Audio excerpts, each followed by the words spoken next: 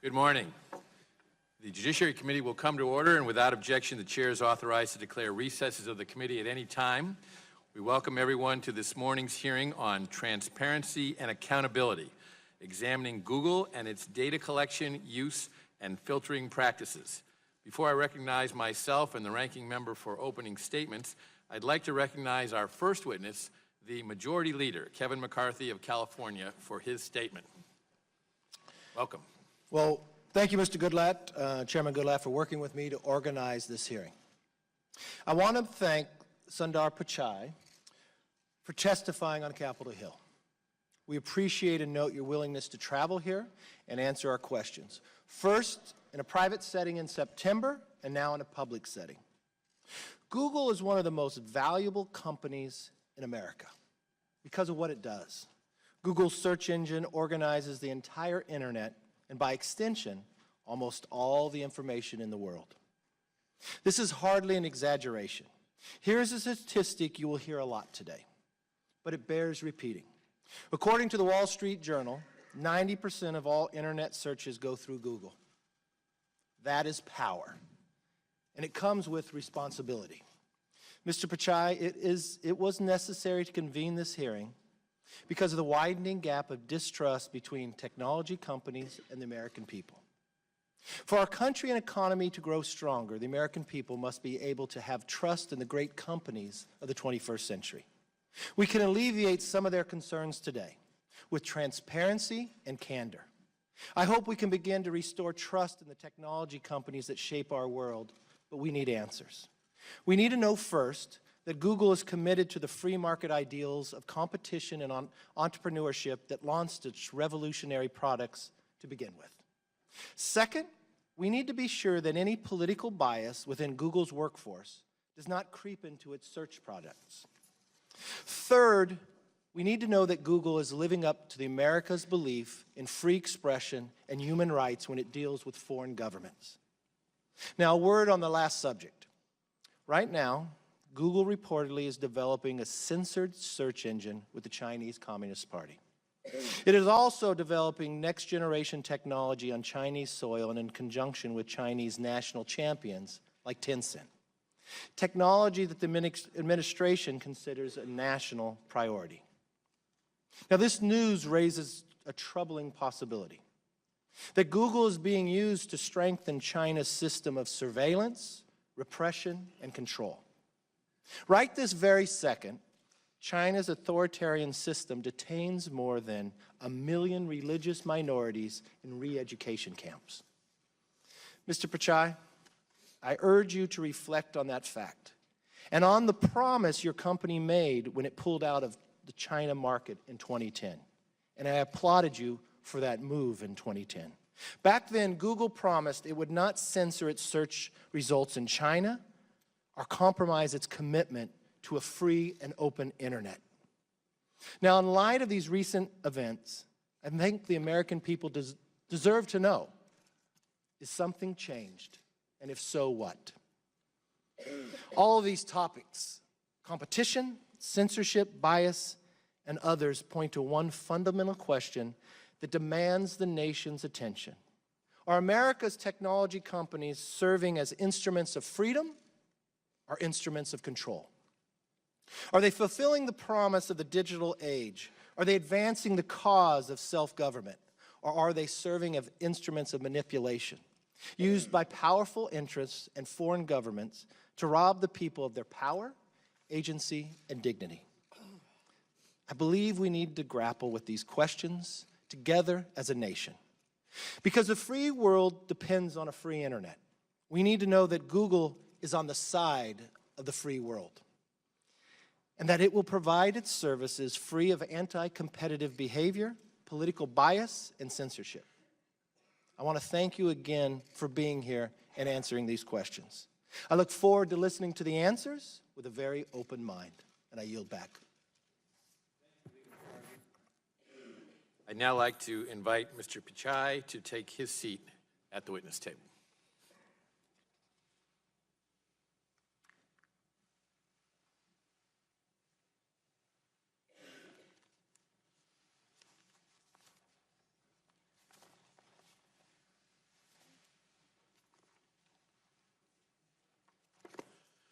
Without objection, the chair now recognizes the ranking member, Mr. Nadler, for a point of personal privilege to recognize a member of his staff, a very distinguished member of his staff. Thank you, Mr. Chairman. Mr. Chairman, I want to take a moment to recognize Danielle Brown, whose last working day for the committee is tomorrow.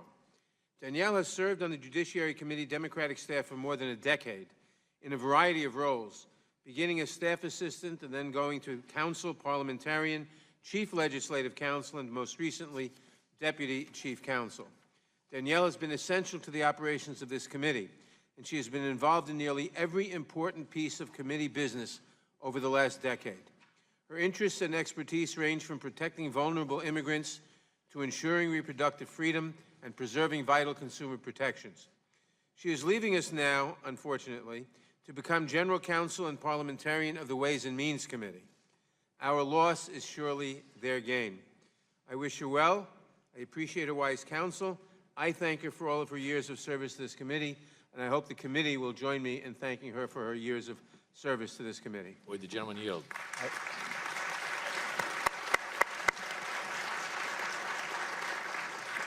I will yield to the chairman. I thank the gentleman for yielding. I would like to join him in thanking Danielle for her service to this committee. She has worked with members on both sides of the aisle. She has worked with the majority staff very productively, very cooperatively on a great many issues that have made this committee not only more productive, but also operating in a fashion that has resulted in a number of bills getting from this committee all the way to the president's desk, whether that president be Barack Obama or Donald Trump. That's an accomplishment that this entire committee should be proud of, and Danielle should be proud that she's played an important part in doing that. And I thank you.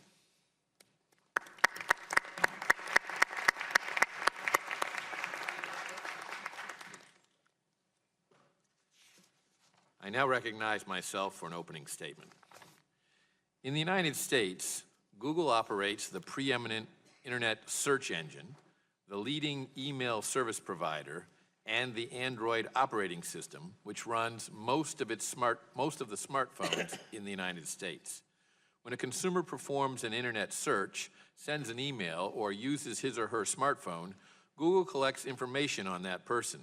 In fact, almost every minute of every day, the Android operating system sends information about the exact location, temperature, barometric pressure, and speed of movement of every phone that runs on the Android operating system. With Americans carrying their smartphones all day, every day, Google is able to collect an amount of information about its users that would even make the NSA blush. Of course, when users click through the terms of service for these services, they do consent to such collection. But I think it is fair to say that most Americans have no idea the sheer volume of detailed information that is collected. Today, I hope to get answers on the extent of data collection and use by Google. In addition, decades ago, Congress passed the Communications Decency Act, including Section 230 of that act, which allows service providers to remove lewd, lascivious, excessively violent, or otherwise objectionable content from their platforms. This law allows service providers to remove illegal materials, including child pornography and content that is illegal under our intellectual property laws. While meant to allow them to block illegal, obscene, and harmful materials, there is some discretion that service providers, by necessity, must use to make decisions about what content is harmful or objectionable. Given Google's ubiquity in the search market, Google is often consumers' first and last stop when searching for information on the internet. As such, this committee is very interested in how Google makes decisions about what constitutes objectionable content that justifies filtering, and who at Google makes these decisions. Given the revelation that top executives at Google have discussed how the results of the 2016 elections do comply with Google's values, these questions have become all the more important. While it is true that Google is not a government entity, and so it does not have to comply with the First Amendment, the American people deserve to know what types of information they are not getting when they perform searches on the internet.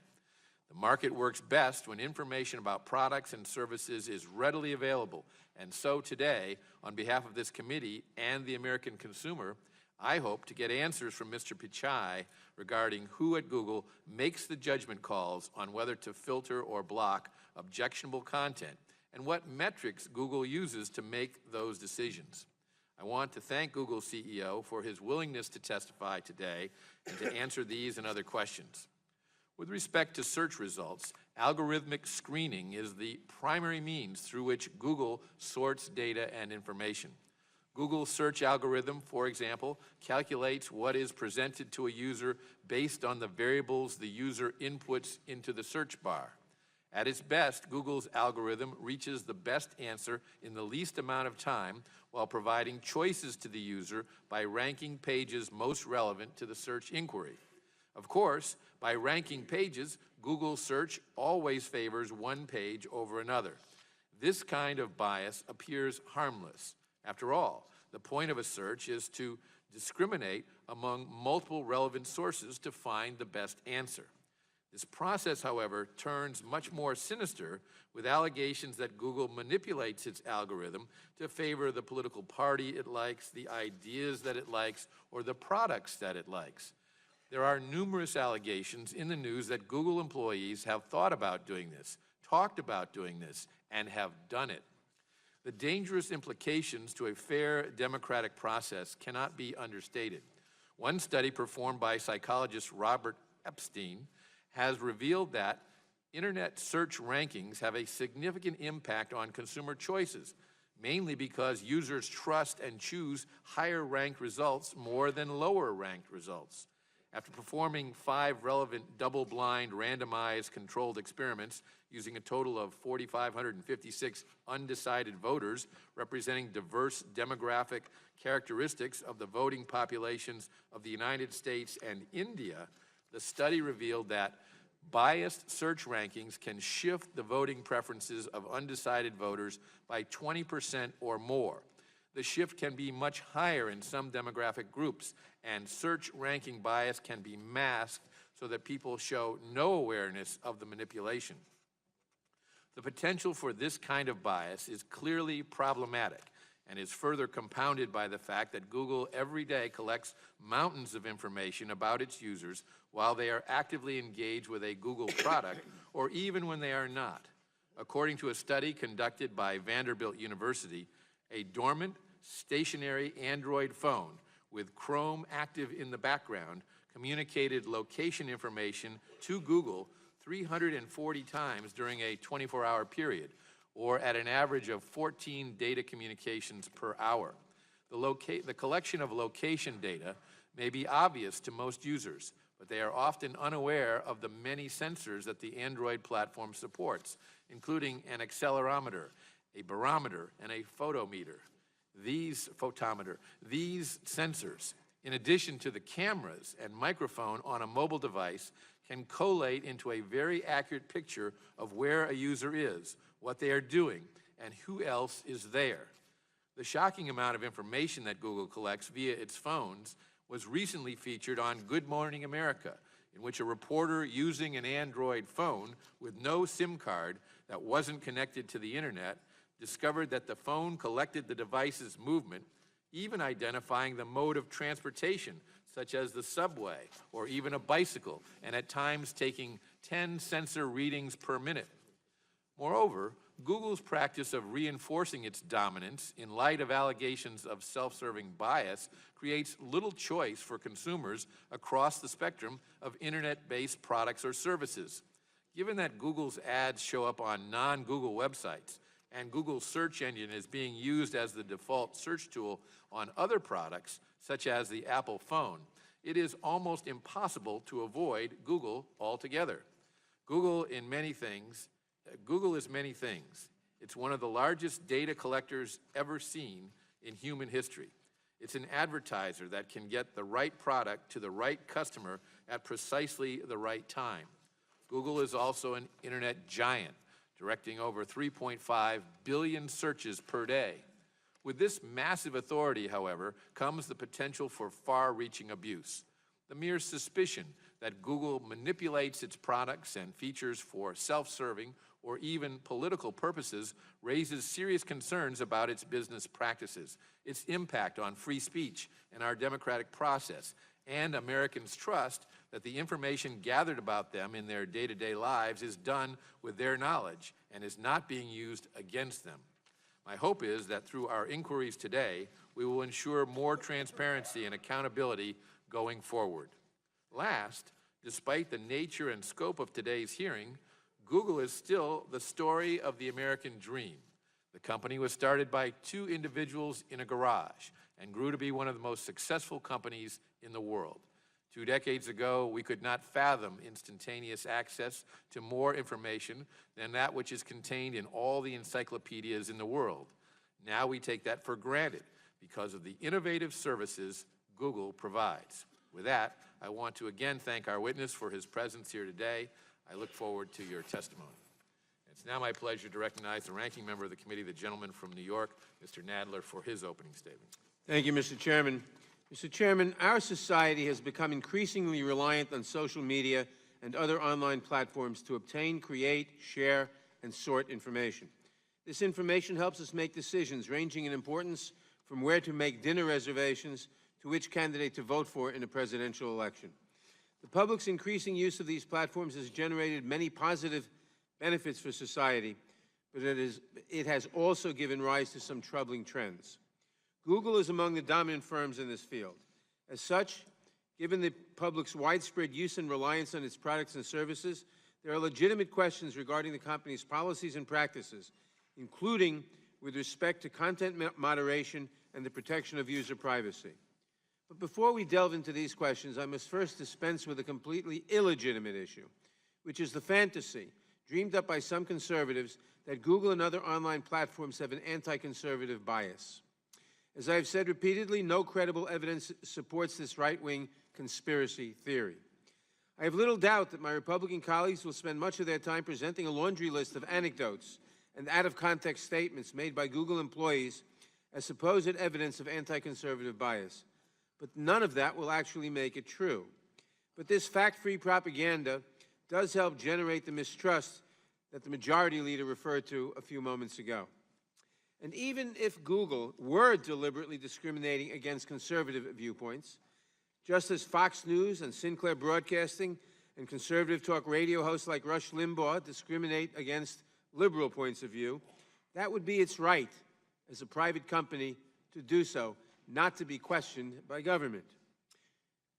During the Reagan administration, about 35 years ago, the Federal Communications Commissioners appointed by Ronald Reagan abolished what we used to have called the Fairness Doctrine, which placed an obligation on broadcasters who use the public airwaves to be fair to different points of view. This question might be relevant if the Republican members wanted to bring back the Fairness Doctrine and expand its scope to social media companies. I doubt we will see any interest in doing so. But we should not let the delusions of the far right distract us from the real issues that should be the focus of today's hearing. For example, we should examine what Google is doing to stop hostile foreign powers from using its platform to spread false information in order to harm our political discourse. It has been more than 2 years since the 2016 election, yet this committee has not held a single hearing focused on Russia's campaign to manipulate online platforms to undermine American democracy, despite the fact that it is the consensus view of our intelligence agencies that Russia engaged in a massive disinformation campaign to influence the 2016 election. I hope that Mr. Pichai can tell us what actions Google has taken to counter this unprecedented attack and what gaps remain in its defenses without being so specific as to give a guidance to foreign powers. This may help Congress determine what more can be done to further insulate our democratic processes from foreign interference.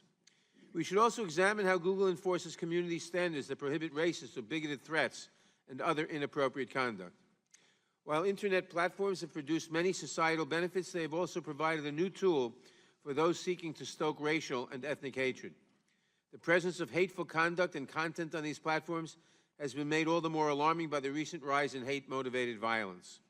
According to statistics recently released by the FBI, reported incidents of hate crimes rose by 17% last year compared to 2016, marking the third consecutive year that such reports have increased.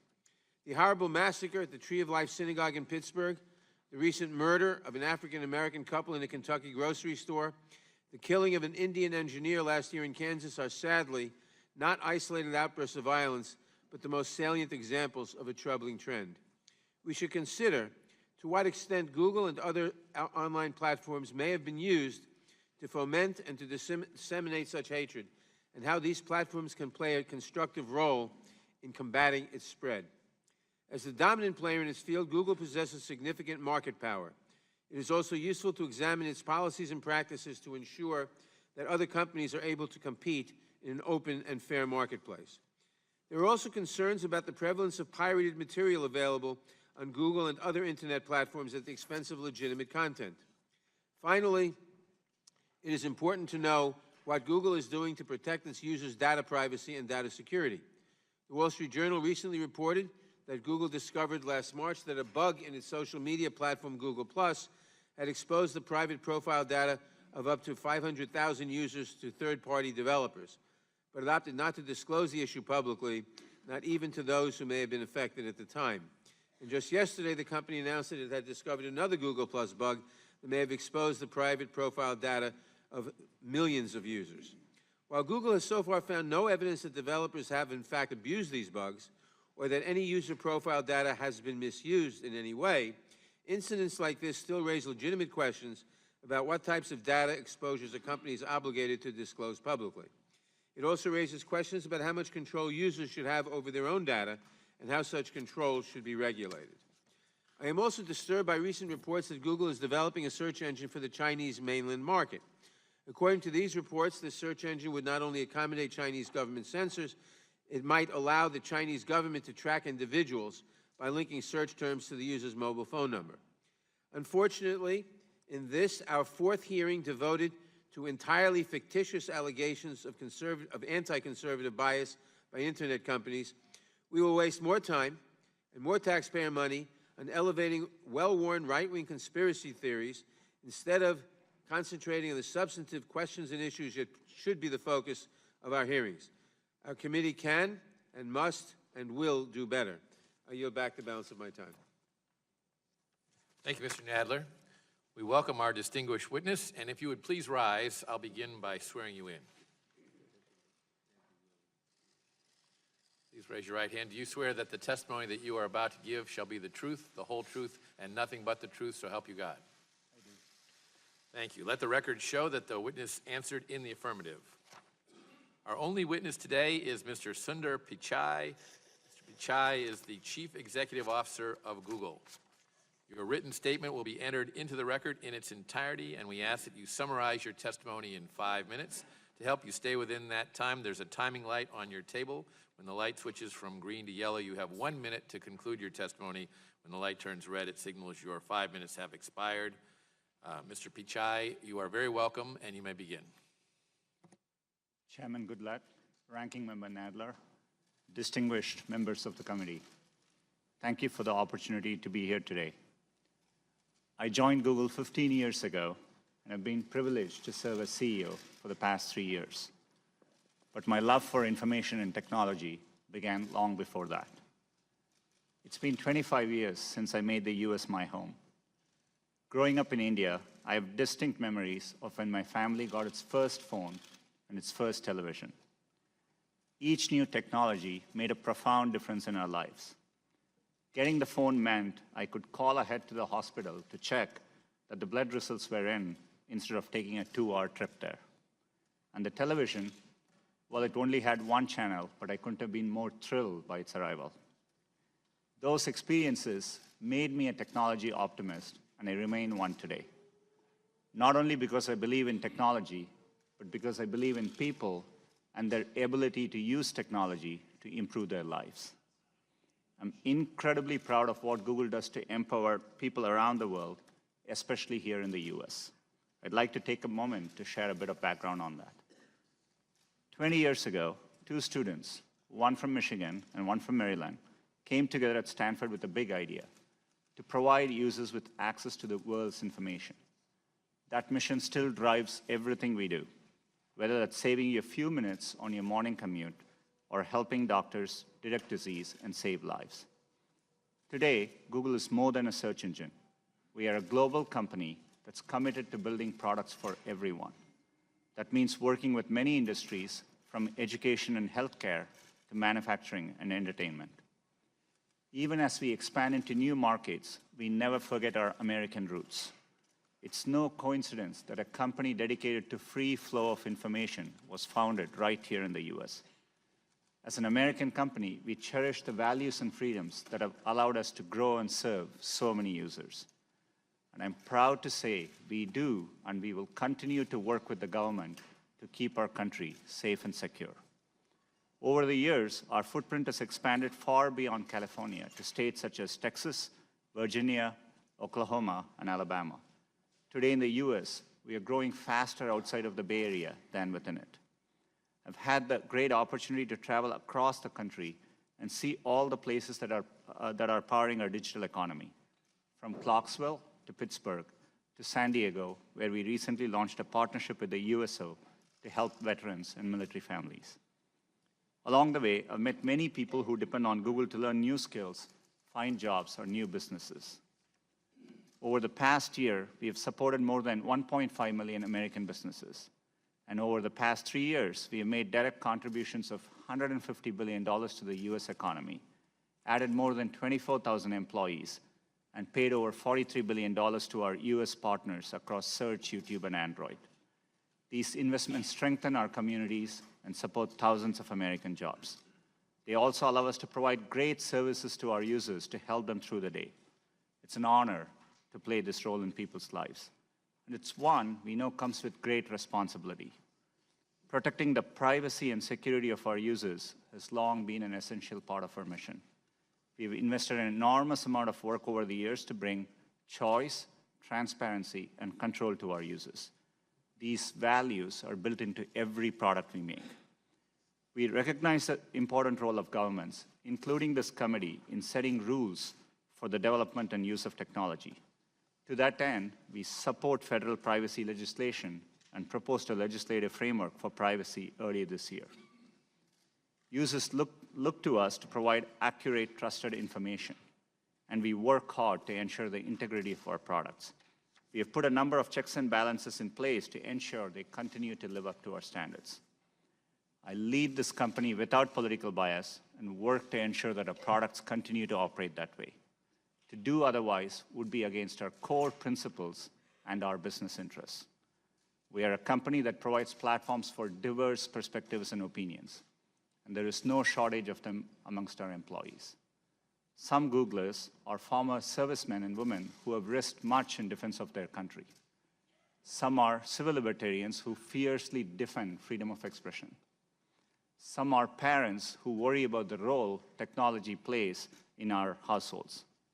Some, like me, are immigrants who are profoundly grateful to the freedoms and opportunities it offers. And some of us are many of these things. Let me close by saying that leading Google has been the greatest professional honor of my life.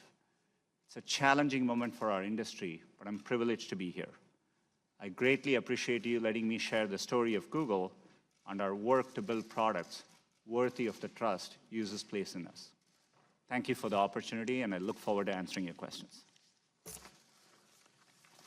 Thank you. We'll now proceed under the 5-minute rule with questions, and I'll begin by recognizing myself.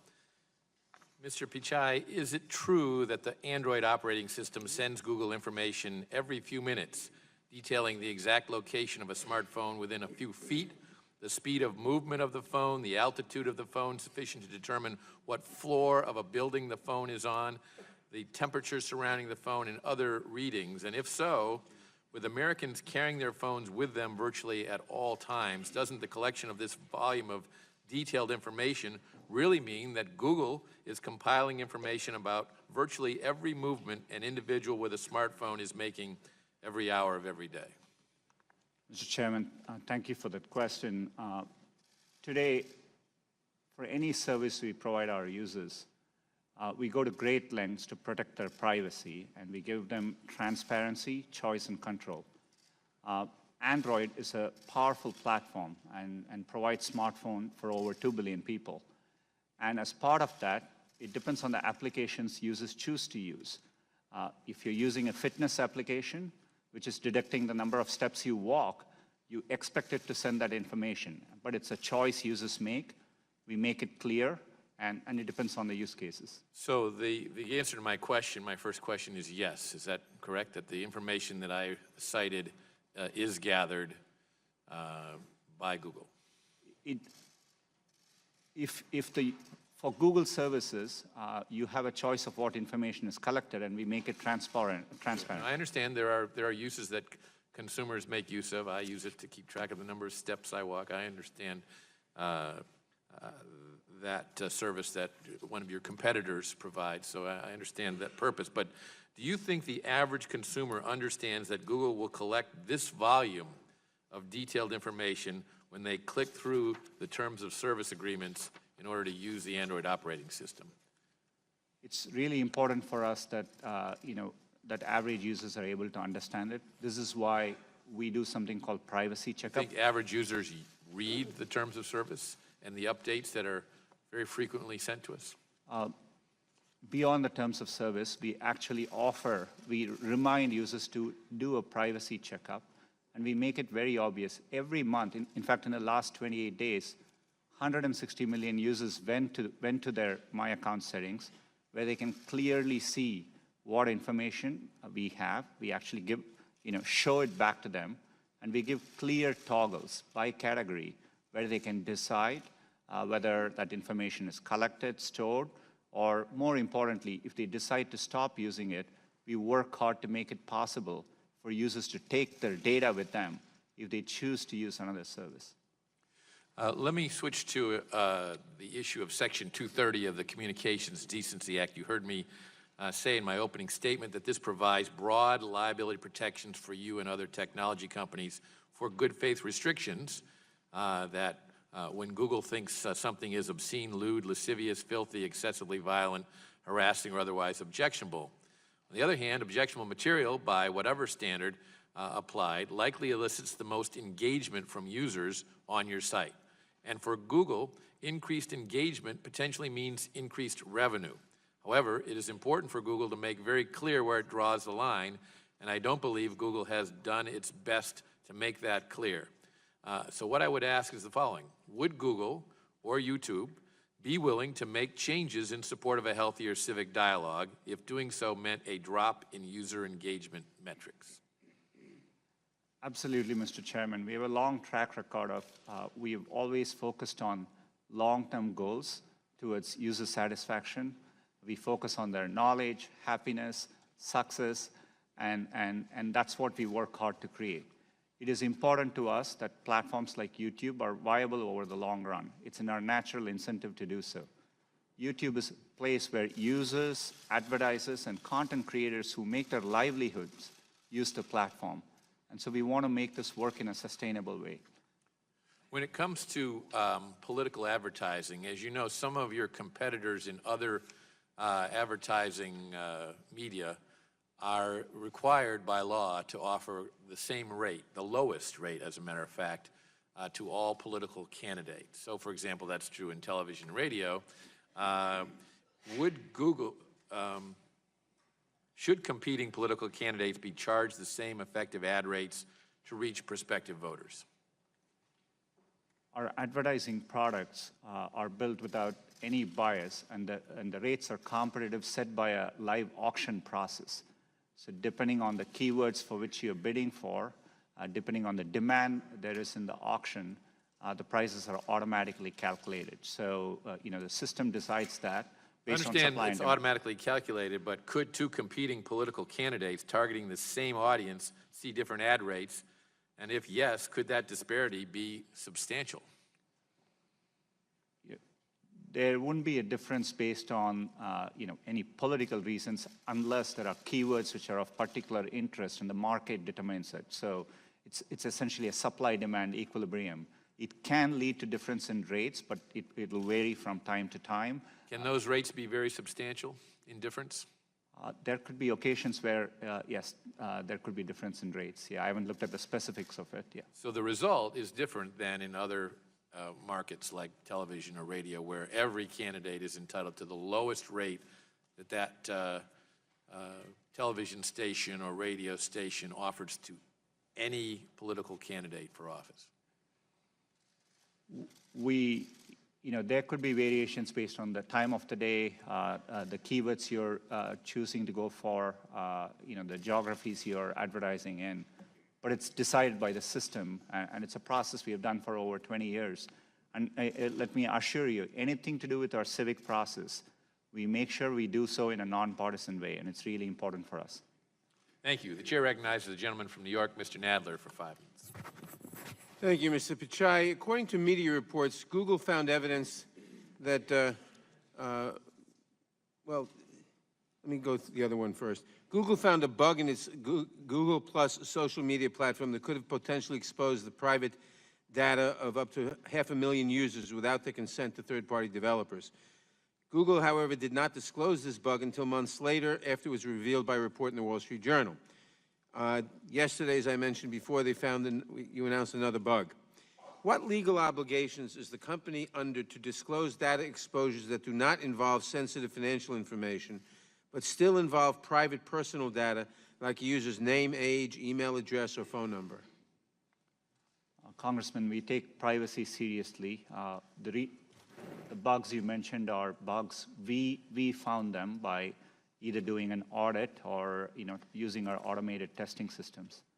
Whenever we find any bugs, we follow, it gets escalated to our Privacy and Data Protection Office, and we comply with. All right, I'm not criticizing what you do. I'm asking what legal obligation is the company under to disclose such data exposures that don't involve financial information but still involve other personal information? It depends on the situation. We follow the requirements, and in that case, in the first case, typically we look at our legal requirements, but we go above and beyond to make sure we do the right thing for our users. In the first case, both there was no evidence data was misused, and we couldn't accurately I understand all that, but my question is, what legal obligations are there?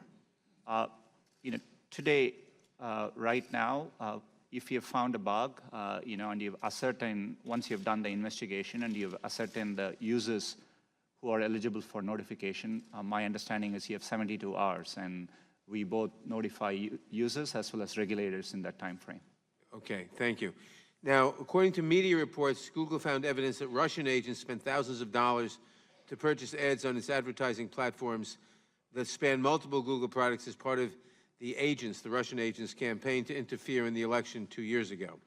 Additionally, Juniper Downs, head of global policy for YouTube, testified in July that YouTube had identified and shut down multiple channels containing thousands of videos associated with the Russian misinformation campaign. Does Google now know the full extent to which its online platforms were exploited by Russian actors in the election 2 years ago? We have, we undertook a very thorough investigation, and in 2016, we now know that there were 2 main ad accounts linked to Russia, which advertised on Google for about $4,700 in advertising. We also found other limited. Total of $4,700? That's right. Which was, no amount is okay here, but we found limited activity, improper activity.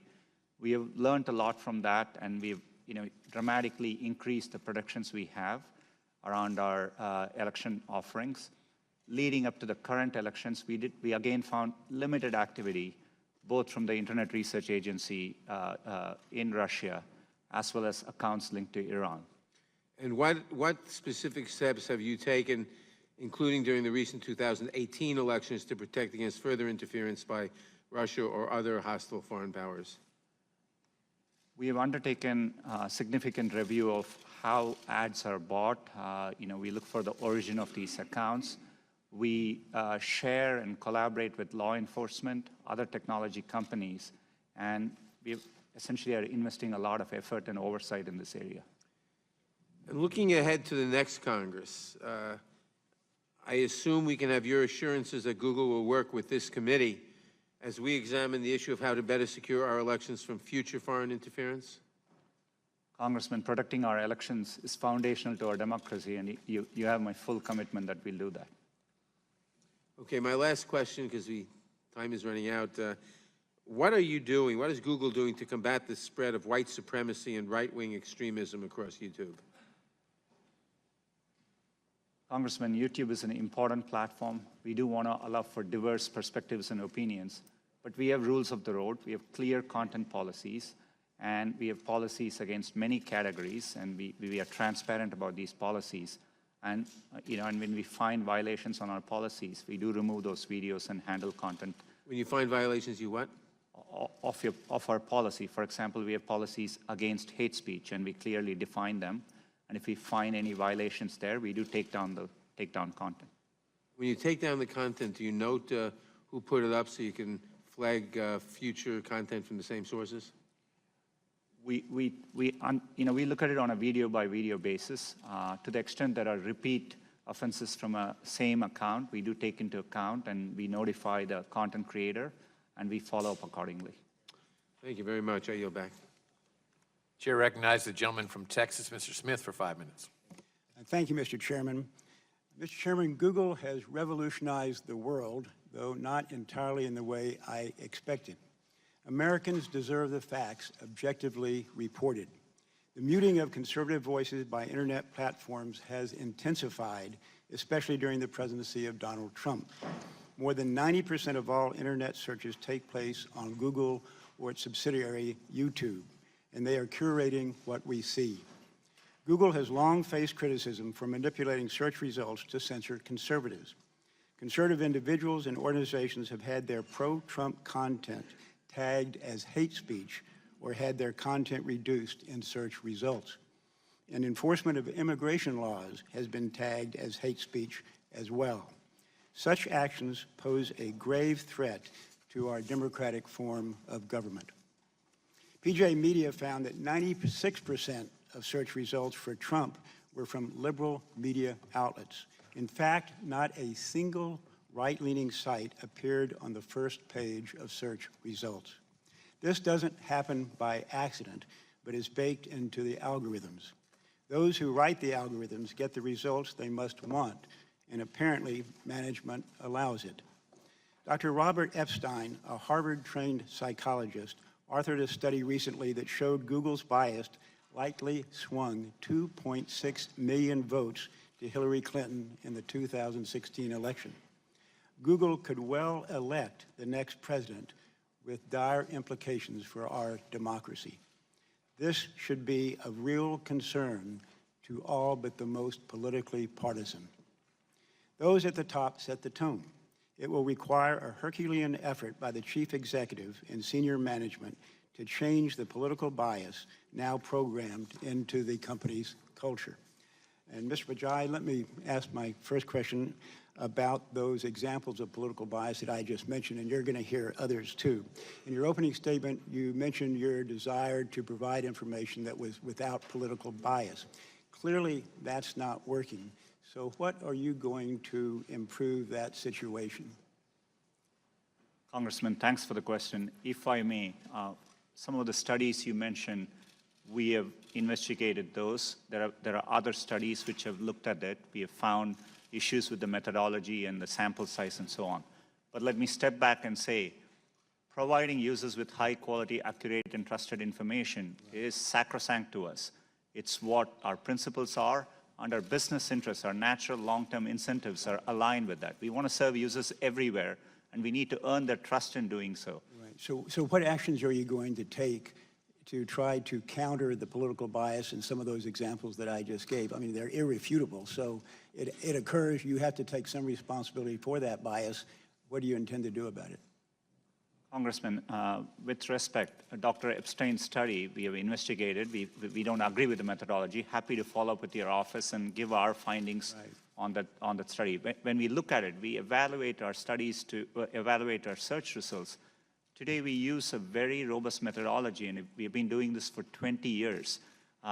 making sure the results are accurate is what we need to do well, and we work hard to do that. What does methodology have to do with the fact that 96% of the references to Trump are from liberal media? There are always studies, which can show one set of data and arrive at conclusions. But we have looked at results on our top news category. We find that we have a wide variety of sources, including sources from the left and sources from the right, and we are committed to making sure there's diverse perspectives. By the way, the study that I referred to was done by a self-proclaimed Democrat who voted for Hillary Clinton and said he regretted to find what he found, but he felt it was irrefutable and no one has been able to disprove him. Let me go to another question, and that is clearly there may be a difference of opinion as to the degree or amount of political bias. Would you agree to allow an independent entity to study your search results for political bias? I know you've have individuals studying that now, but you appointed them. Would you allow a third-party, independent, outside organization to study your search results and cooperate with them to determine the degree, or if any, of political bias? Congressman, if I may make 2 points. One is, to date, there have been independent third-party studies looking at search results. The Economist did But you chose those third parties. I'm talking about someone truly independent. We didn't choose those third parties. I mean, they completed those studies. The second is we are transparent as to how we evaluate search. Yes. We publish our rater guidelines. We publish it externally, and raters evaluate it. And that's how we are trying hard to understand what users want, and this is something important to us to get right. I'm happy to follow up and explain the methodology and the studies which have been done by independent third parties. Okay. To my knowledge, again, you have picked those third parties, and I'd like to have someone truly independent study those results, number one. Number two, also to my knowledge, you've never sanctioned any employee for any type of, for manipulating the search results whatsoever. Is that the case? The time of the gentleman has expired, but Mr. Pichai will be allowed to answer the question. And very quickly, it's not possible for an individual employee or groups of employees to manipulate our search results. We have a robust framework, including many steps in the process. Well, and my time is up. Let me just say I disagree. I think humans can manipulate the process. It is a human process at its base. Thank you, Mr. Chairman. Yield back. Chair recognizes the gentlewoman from California, Ms. Lofgren, for 5 minutes. Thank you, Mr. Chairman, and thank you for being here, Mr. Pichai. Google is located in Santa Clara County, my home, and I've got to say that, in contrast to the recent Amazon effort for a headquarters, Google is proposing to establish a facility in downtown San Jose, and they didn't ask for any tax subsidies. In fact, they're purchasing the land and paying the city gobs of money. I'm going to be parochial and ask a question, because I think most people in San Jose are excited by the proposal, but there's anxiety about the impact on housing and whether Google intends to be a partner with the city of San Jose to make sure that we accommodate the housing that will be necessary for the 20,000 additional employees that are proposed in San Jose. Sorry, I missed the last part of your question. Whether you would be a partner with the city in helping to provide additional housing to accommodate these employees. Congressman, it's an important question. We deeply care about the community where we work. As part of this effort, we have done wide outreach, and we have committed to making sure there is affordable housing at varying affordability levels as part of the development. Thank you so much. And we are already in touch with the city leaders there. Thank you so much.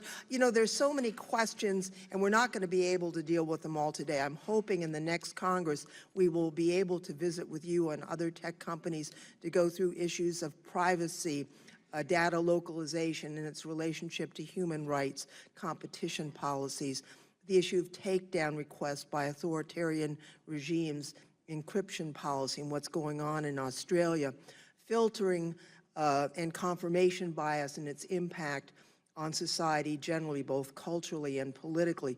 But we can't do that in the 5 minutes we have here today. So I would just like to revisit some of the questions that have already been asked. The chairman asked about location policies in your Android system, and you pointed to various apps that might provide information. Let's say I got an Android phone, but unlike most people, I don't have a single app on that phone. What information would be collected? Congresswoman, there is a device-specific location setting, which you can turn on or off. And Let's say I turn it off. Turn it off, there's no location information sent from that device. Okay.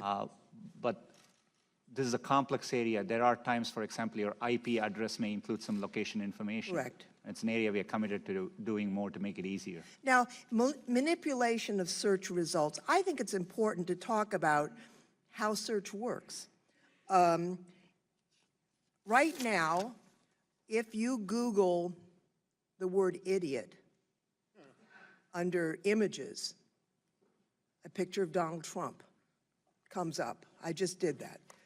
How would that happen? How does search work so that that would occur?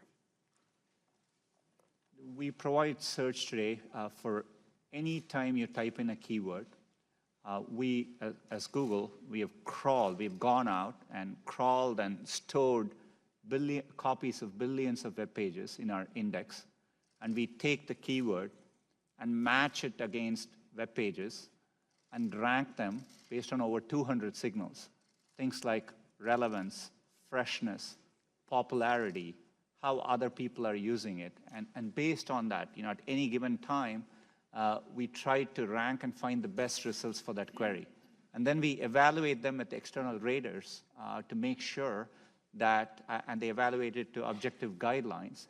And that's how we make sure the process is working. So it's not some little man sitting behind the curtain figuring out what we're going to show the user. It's basically a compilation of what users are generating and trying to sort through that information.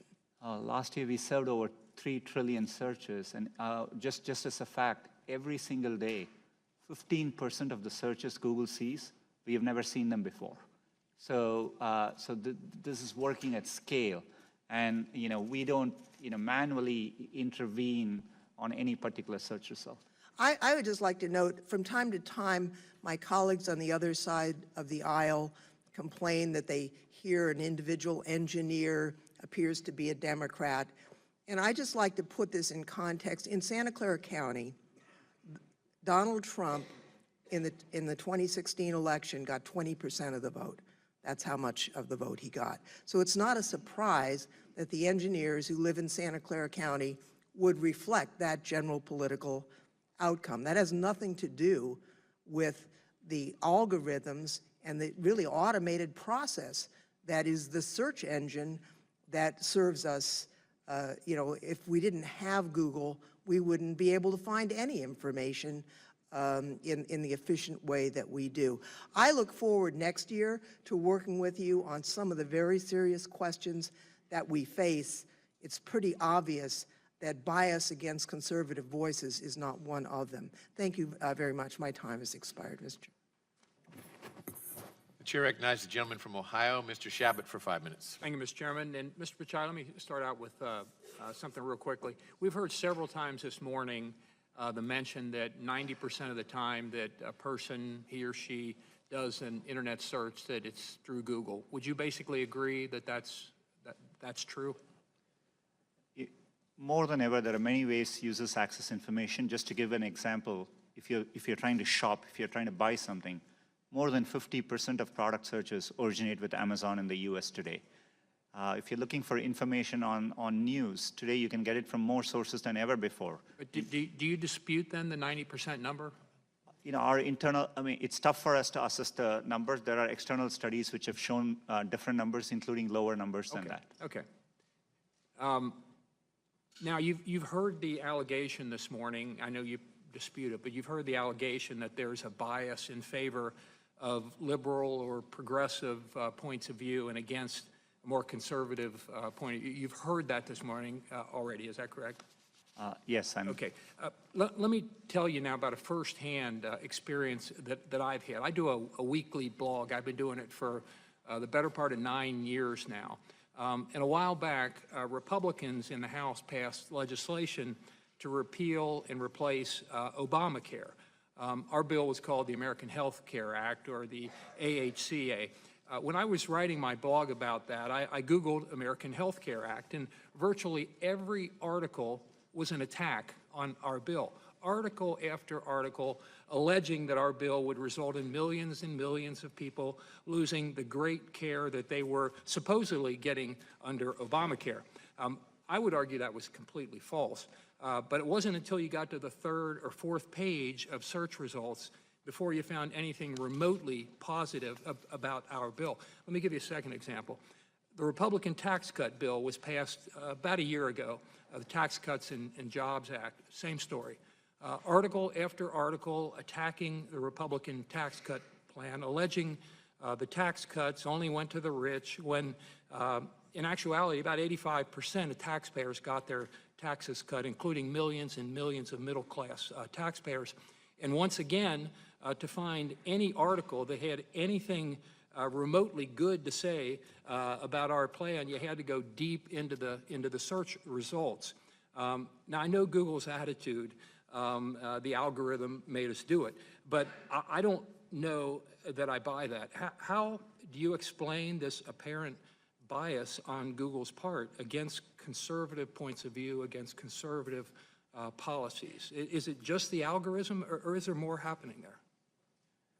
Congressman, I understand the frustration at seeing negative news, and I see it on me, on Google. There are times you can search on Google, and page after page there's negative news which we reflect.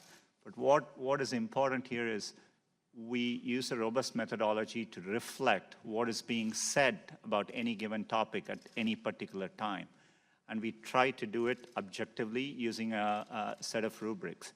It is in our interest to make sure we reflect what's happening out there in the best objective manner possible.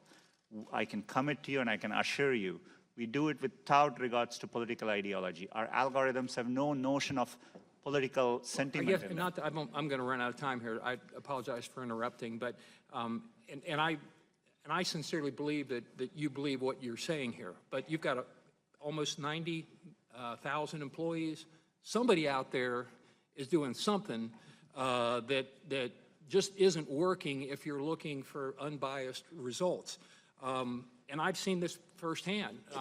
Time after time. I just mentioned two of the most obvious ones that people would remember. Yeah, those bills, heard about those. So I've seen it. If what I've described and some others, I'm sure you're going to hear other examples. If it is happening, do you see how conservatives believe that your company is kind of putting their thumb on the scale, so to speak, that you're in effect picking winners and losers in political discourse out there in America today, and therefore actually affecting elections? And do you see why conservatives would be concerned about this, and why we're asking these kinds of questions today? There's a lot of people that think what I'm saying here is happening, and I think it's happening. So I've only got about 20 seconds to go, but I'll yield it to you. Congressman, it's important to me that I understand these concerns. This is why I've been trying to reach out and meet people. We've done outreach. We want to explain how these things work. We are happy to look at independent studies. It's important to us to demonstrate that our products work without any bias, and we build our products in a neutral way. And I'm happy to follow up and look forward to getting a chance to explain it better. Thank you very much, and I appreciate your willingness to follow up, because I think a lot of people have a lot of questions.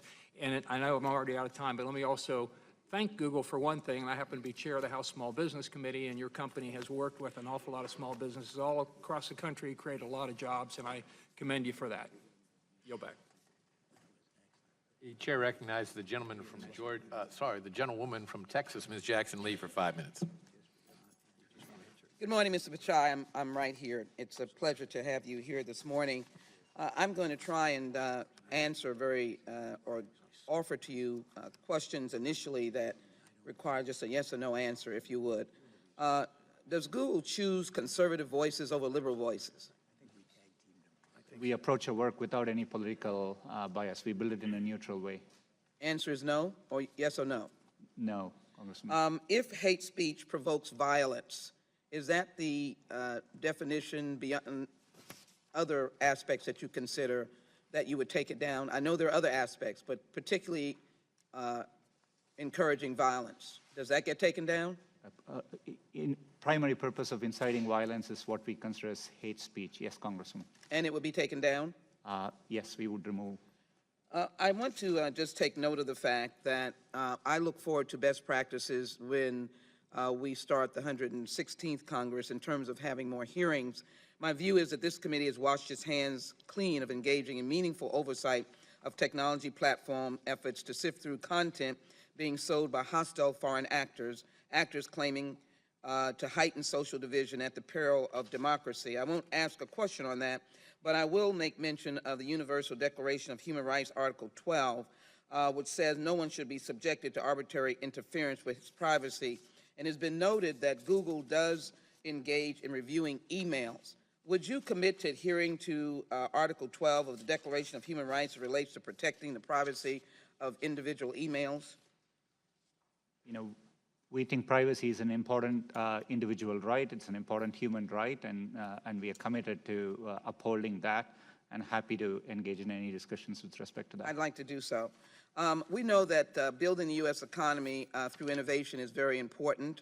I would like to know whether or not you would be open to Google involving the AI economy to non-traditional areas of social economic groups. Data shows the impact of not having that access. Would you be welcome, or would you welcome invitations to those communities to do more than what has been done? Definitely, absolutely, yes. You received a letter from the Senate a few weeks ago regarding illegal drug sales. It's quite extensive, and my question is, have you made any efforts to deal with the facilitating of sale of counterfeit, substandard, and falsified medicines sold through illegal online pharmacies? Congressman, this is a national crisis. We have undertaken a lot of work in this area. We just recently rolled out, we participated in National Take Back Day. In Google Maps, we showed drop-off locations. We work with law enforcement here, and just last week, we received a corporate citizenship award from Partnership for Drug-Free America, and we are very committed to doing more work in this area. We applauded you in 2010 when Google took a very powerful stand of principle and democratic values over profits and came out of China. I am concerned that you are now going back into China and upholding the dragonfly procedures which would help censor Chinese persons seeking a lifeline of democracy and freedom. How can you do that, and what are you doing to minimize or to indicate that this is not best practices? Congressman, at the outset, right now we have no plans to launch in China. We don't have a search product there. Our core mission is to provide users access to information, and getting access to information is an important human right. So we are always compelled across the world to try hard to provide that information. But right now there are no plans to launch search in China. I'm committed to being fully transparent, including with policymakers, to the extent we ever develop plans to do that. I'd like to pursue that with you, and I thank you for that. I think that was an important statement. My community is diverse. As you well may have heard, the Congressional Black Caucus has been working extensively with Google and other search engines to recognize there are not enough individuals of diversity and African Americans. My district has a huge number of musicians, artists, and creators from all areas of entertainment. I'd be interested in what efforts are being taken by Google's platform, YouTube, to promote diversity and inclusion with its employees. What are the demographics of YouTube's U.S. employees? And also, how is YouTube currently distributing resources for U.S. diversity? But the focus is on diversity. What are you doing? YouTube is a great message, and there is a whole population growing of diverse persons, including African Americans. Diversity is an area where we are very committed to. YouTube, as you highlighted, is a platform where, as we reach out to content creators, we want to ensure there is diverse perspectives, and we do reach out to minority communities, and we engage with them to make sure they have a voice on the platform. It's something we are committed to doing. As a company, we have been undertaking a lot of work. We were one of the first to publish a transparency report. We publish our representation numbers, externally. There is a lot more work left to do. We acknowledge that, but it's an area I know we have engaged with the Congressional Black Caucus, and we're committed to doing more. Let me invite you to Texas and the 18th Congressional District on these very important issues, and I'd like to work with Google as we go forward on some of the many issues that I've raised here today. It would be a pleasure to do that. I thank you very much. Mr. Chairman, I'd like to put into the record a letter from epic.org dated December 10th, 2018.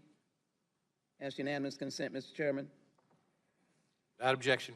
And let me thank the witness for his testimony. Thank you also for your work. Chair thanks the gentleman. Recognize the gentleman from California, Mr. Issa, for 5 minutes. Thank you, Mr. Chairman.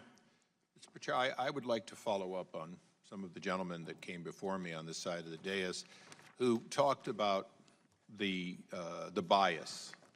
And I know that the gentlelady from Texas and some of the others said there is no bias. But I'd like to pick up where Sheila Jackson-Lee just left off, because I think it's important. She used numbers and outcome that she either has or believes exist to say that you have to do better in the minority community. Do you agree with that?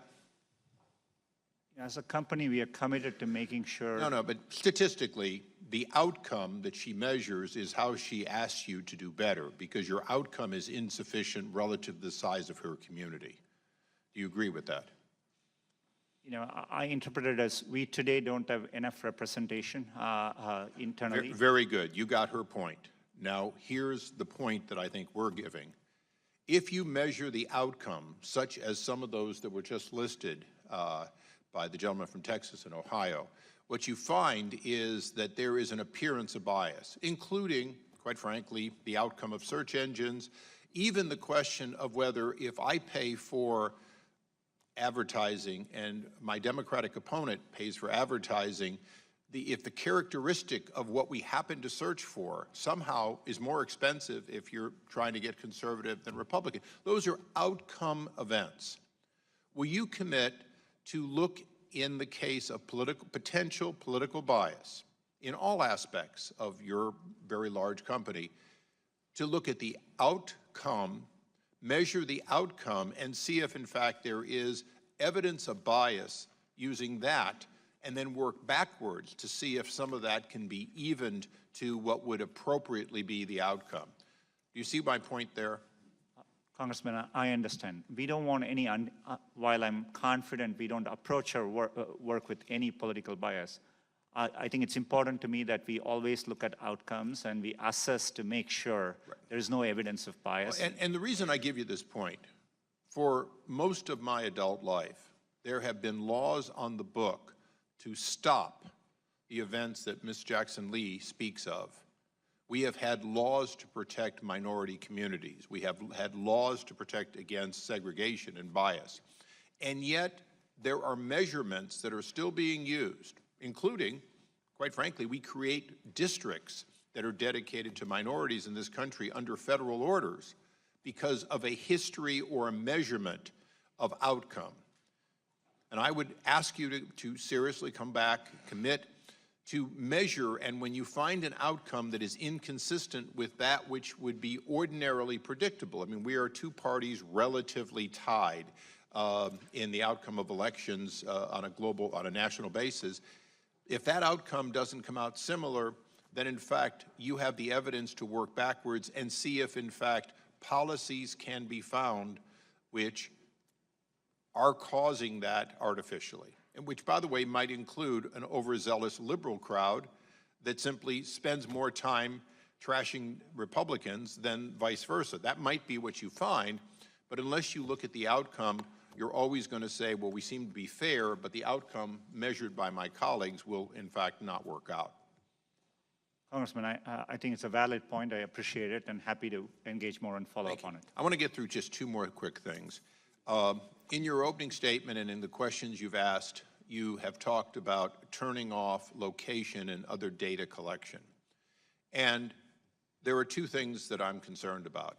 Can you commit, as you go through generation 15, 16, 17 of your software, to improve the dashboard, the transparency, and the tools available to teach people how to protect their privacy, how to offload data, how to, in fact, turn off things they may not want to have in order to gain privacy.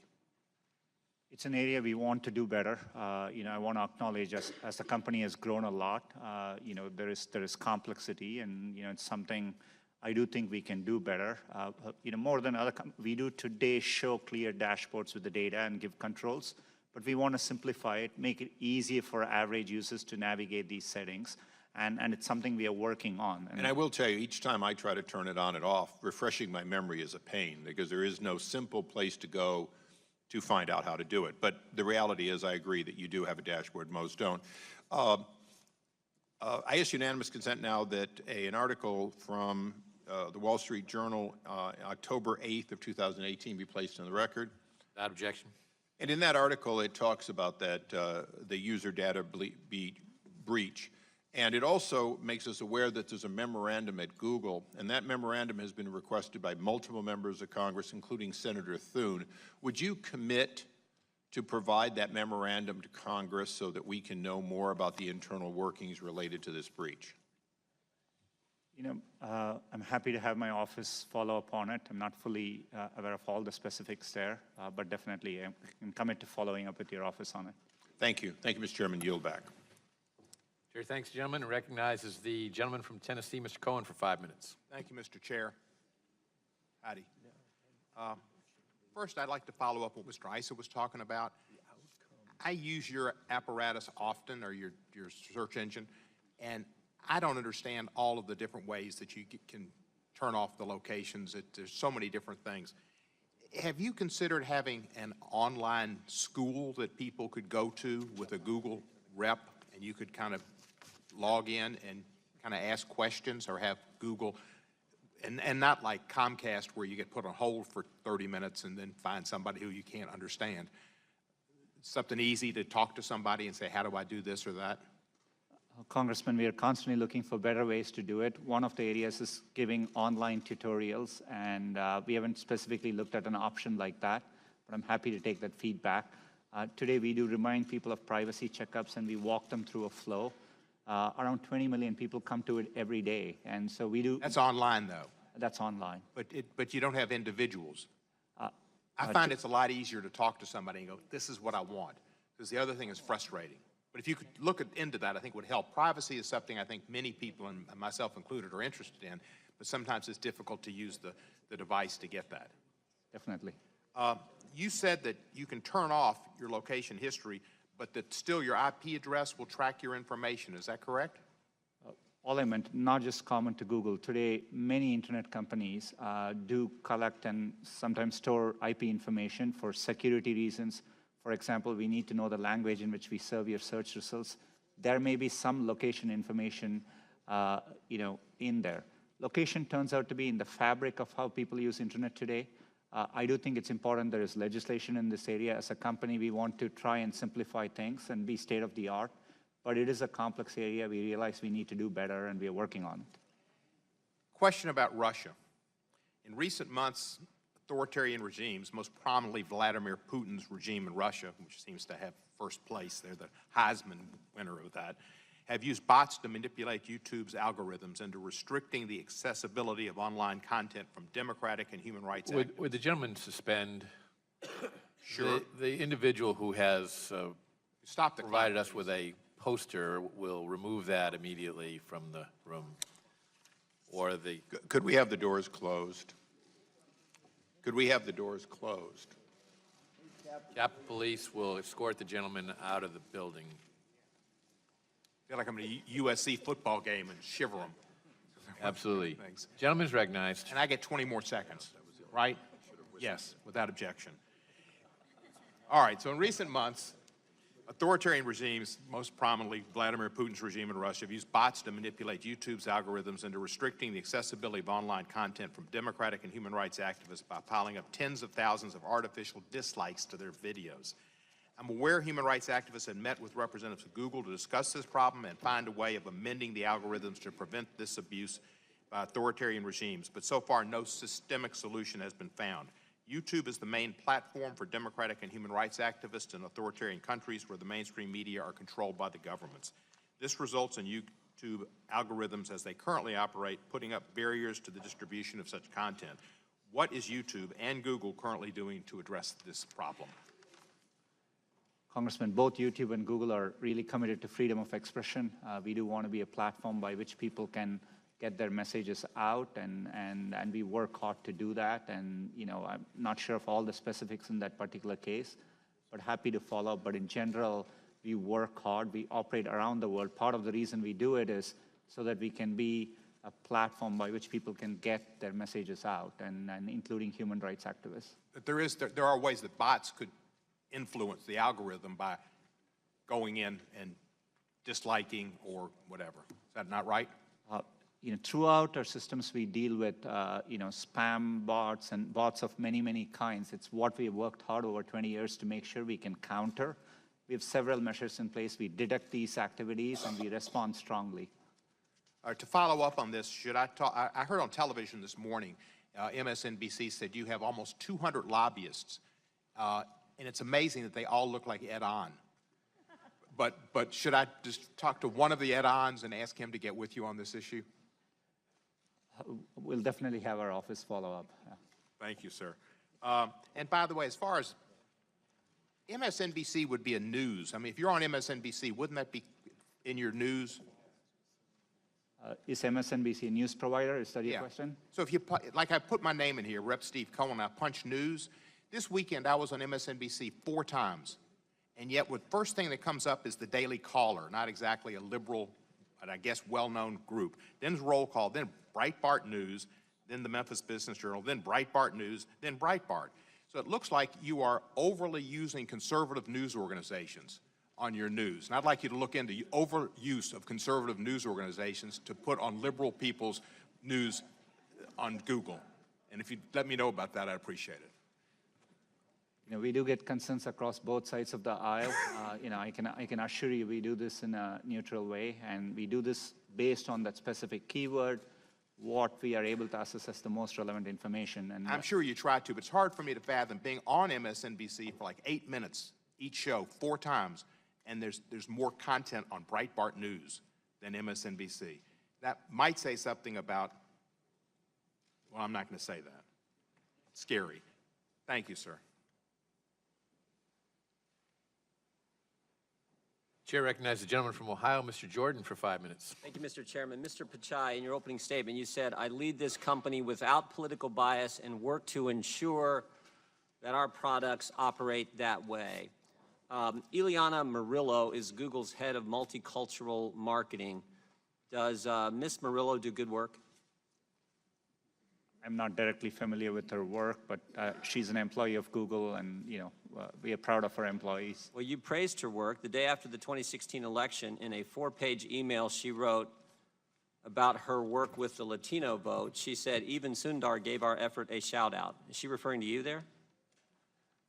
She was referring to my communication around translation for a different related effort. Okay, well, I'm going to look at 2 other sentences she had in that long email, again, recapping her work in the 2016 election with the Latino vote. She said this, we pushed to get out the Latino vote with our features. A few lines down in her email, she qualified that sentence, and she said, we pushed to get out the Latino vote with our features in key states. And she specifically cites the states Florida and Nevada. Near the end of her email, in a similar sentence, she says, we supported partners like Voto Latino to pay for rides to the polls in key states. With me? I want to kind of analyze those 2 sentences. We pushed to get out the Latino vote with our features in key states. We supported partners like Voto Latino to pay for rides to the polls in key states. Is it fair to say the we in both sentences, Mr. Pichai, refers to Google? Congressman, we are very concerned whenever there are allegations like that. Our team looked into it. I'm not asking that question. I'm asking, is it fair to say the we in both sentences refers to the company Google? As Google, we wouldn't participate in any partisan efforts around any civic process, so you know, I don't think so. So we pushed and we supported partners like Voto Latino to pay for rides in polls in key states, and we pushed to get out the Latino vote during the 2016 election. And how were they getting that done? They were getting that done by according to Ms. Morello, you're head of multicultural marketing, by altering your features or configuring your features in such a way and for paying for rides for people to get to the polls. Is that an accurate reading of those? That's all I'm asking. Is that fair to say what those sentences are talking about? Not aware of all the specifics, but we did look into it. We found no evidence that there were any activity like that from Google towards that organization. So she's not telling the truth? For sure, we didn't find any supporting evidence of any such activity. She said she paid for rides to the polls, and they configured their features in such a way as to get out the Latino vote. And look, I actually think that's all okay, right? I think that's just a good corporate citizen encouraging voter participation, encouraging people to participate in our election process. I think so far those sentences are just fine, but then there's 3 words at the end of each sentence that do cause me real concern. And those 3 words are, we push to get out the Latino vote with our features in key states. Now suddenly it gets political. We supported partners like Voto Latino to pay for rides to the polls in key states. Now that makes everything different. So I got really just one question for you. Why? Why did Google configure its features and pay for rides to the polls to get out the Latino vote only in key states? Congressman, as I said earlier, we found no evidence to substantiate those claims. The only effort we do around elections. So your head of multicultural marketing, who you praised her work in this email, gave her a shout out, was lying when she said you were trying to get out the Latino vote in key states? We today, in the U.S., around elections, we make it, and this is what users look to us for, where to register to vote, where to find your nearest polling place, what are the hours they are open, and we do those things effectively. I appreciate that, Mr. Pichai. I already said that's being a good corporate citizen. What I'm asking is, why did you only do it in key states? We didn't do any such activity as Google on any of these key states. I mean, there are employees, I think Did you push to get out the Latino vote in all states? As Google, we don't have goals around pushing out to get any particular segment. We don't participate in partisan activities. We engage with both campaigns. We support and sponsor debates across both sides of the aisle, and we provide users with information to get to elections. Your head of multicultural marketing said you were pushing to get out the Latino vote, paying for a ride to the polls for the Latino vote only in key states, and you're saying that's not accurate. Yes, that's right. We haven't found any evidence to substantiate any. So she just made it up out of thin air the day after the election and wrote this email to your top executives, and it's not true? Congressman, I'm happy to follow up, but I think the employees today do their own activities. We don't want the follow-up. I want the real answers right here in this committee. As I said earlier, we have looked into it. We didn't find Did you push to get out the key vote? And I would say the 2 most populous states for Latinos would be California and Texas. Did you push to get out the Latino vote and pay for people to go to the polls in California and Texas? We as a company didn't have any effort to push out votes for any particular demographic. That would be against our principles. We participate in the civic process in a nonpartisan way, and we think it's really important we do it that way. Well, I just think it's interesting, Mr. Chairman, I know I'm over time, but I think it's interesting that their head of multicultural marketing writes an email the day after the election where she talks about 71% of Latino votes voted for Hillary, but that wasn't enough. And she talks about paying for rides to the polls in key states for Latino votes to get out the Latino vote in key states. And the head of the company says that's not accurate. The time of the gentleman has expired. The witness may answer the question. Chairman, I think it's important for us, and we are happy to follow up with Congressman there, and we haven't found any evidence to substantiate those allegations, but... Does Ms. Murillo still work for the company? It's my understanding she does, yes, sir. There you go. Chair recognizes the gentleman from Georgia, Mr. Johnson, for 5 minutes. Thank you, Mr. Pichai. Have you ever heard talk of this email that you were just asked about by your head of multicultural marketing? Not at that time, but later, when there was concerns expressed around it, I was made aware then. Is it true that she sent that email, or could that be fake news? My understanding is that there were emails which were sent, like the congressman referred to. But is your testimony today that Google did not configure its features to get out the Latino vote in key states? We don't build partisan features or features with any goals around affecting elections in those ways. We mainly focus our efforts on helping people register to vote. And we reach users across the United States. So anytime we do these efforts, informing people where to vote, these are used in a very distributed way, widely across the entire country. All right, thank you, sir. And Google's collection and use of consumers' data and its record of protecting consumers and their data are appropriate areas of congressional oversight. But sadly, this committee has neglected consumer protection as an area of oversight, choosing instead to squander their oversight responsibility and use its power so as to bully Google and other technology companies into minimizing negative news and comments about Republicans and, most importantly, the Trump administration. Yesterday, Google disclosed that private profile data of over 52 million users may have been exposed. I understand that you're phasing out the Google Plus platform, but many Americans trust your email platform and countless other products with their personal information. And you admit that you collect private data for use in advertising. How can we be assured, considering this new breach, that the personally identifiable information of consumers is safe with you? Congressman, it's an important question. This is why we undertake all these efforts. We do operate important products like Gmail. The reasons, building software inevitably has bugs associated as part of the process.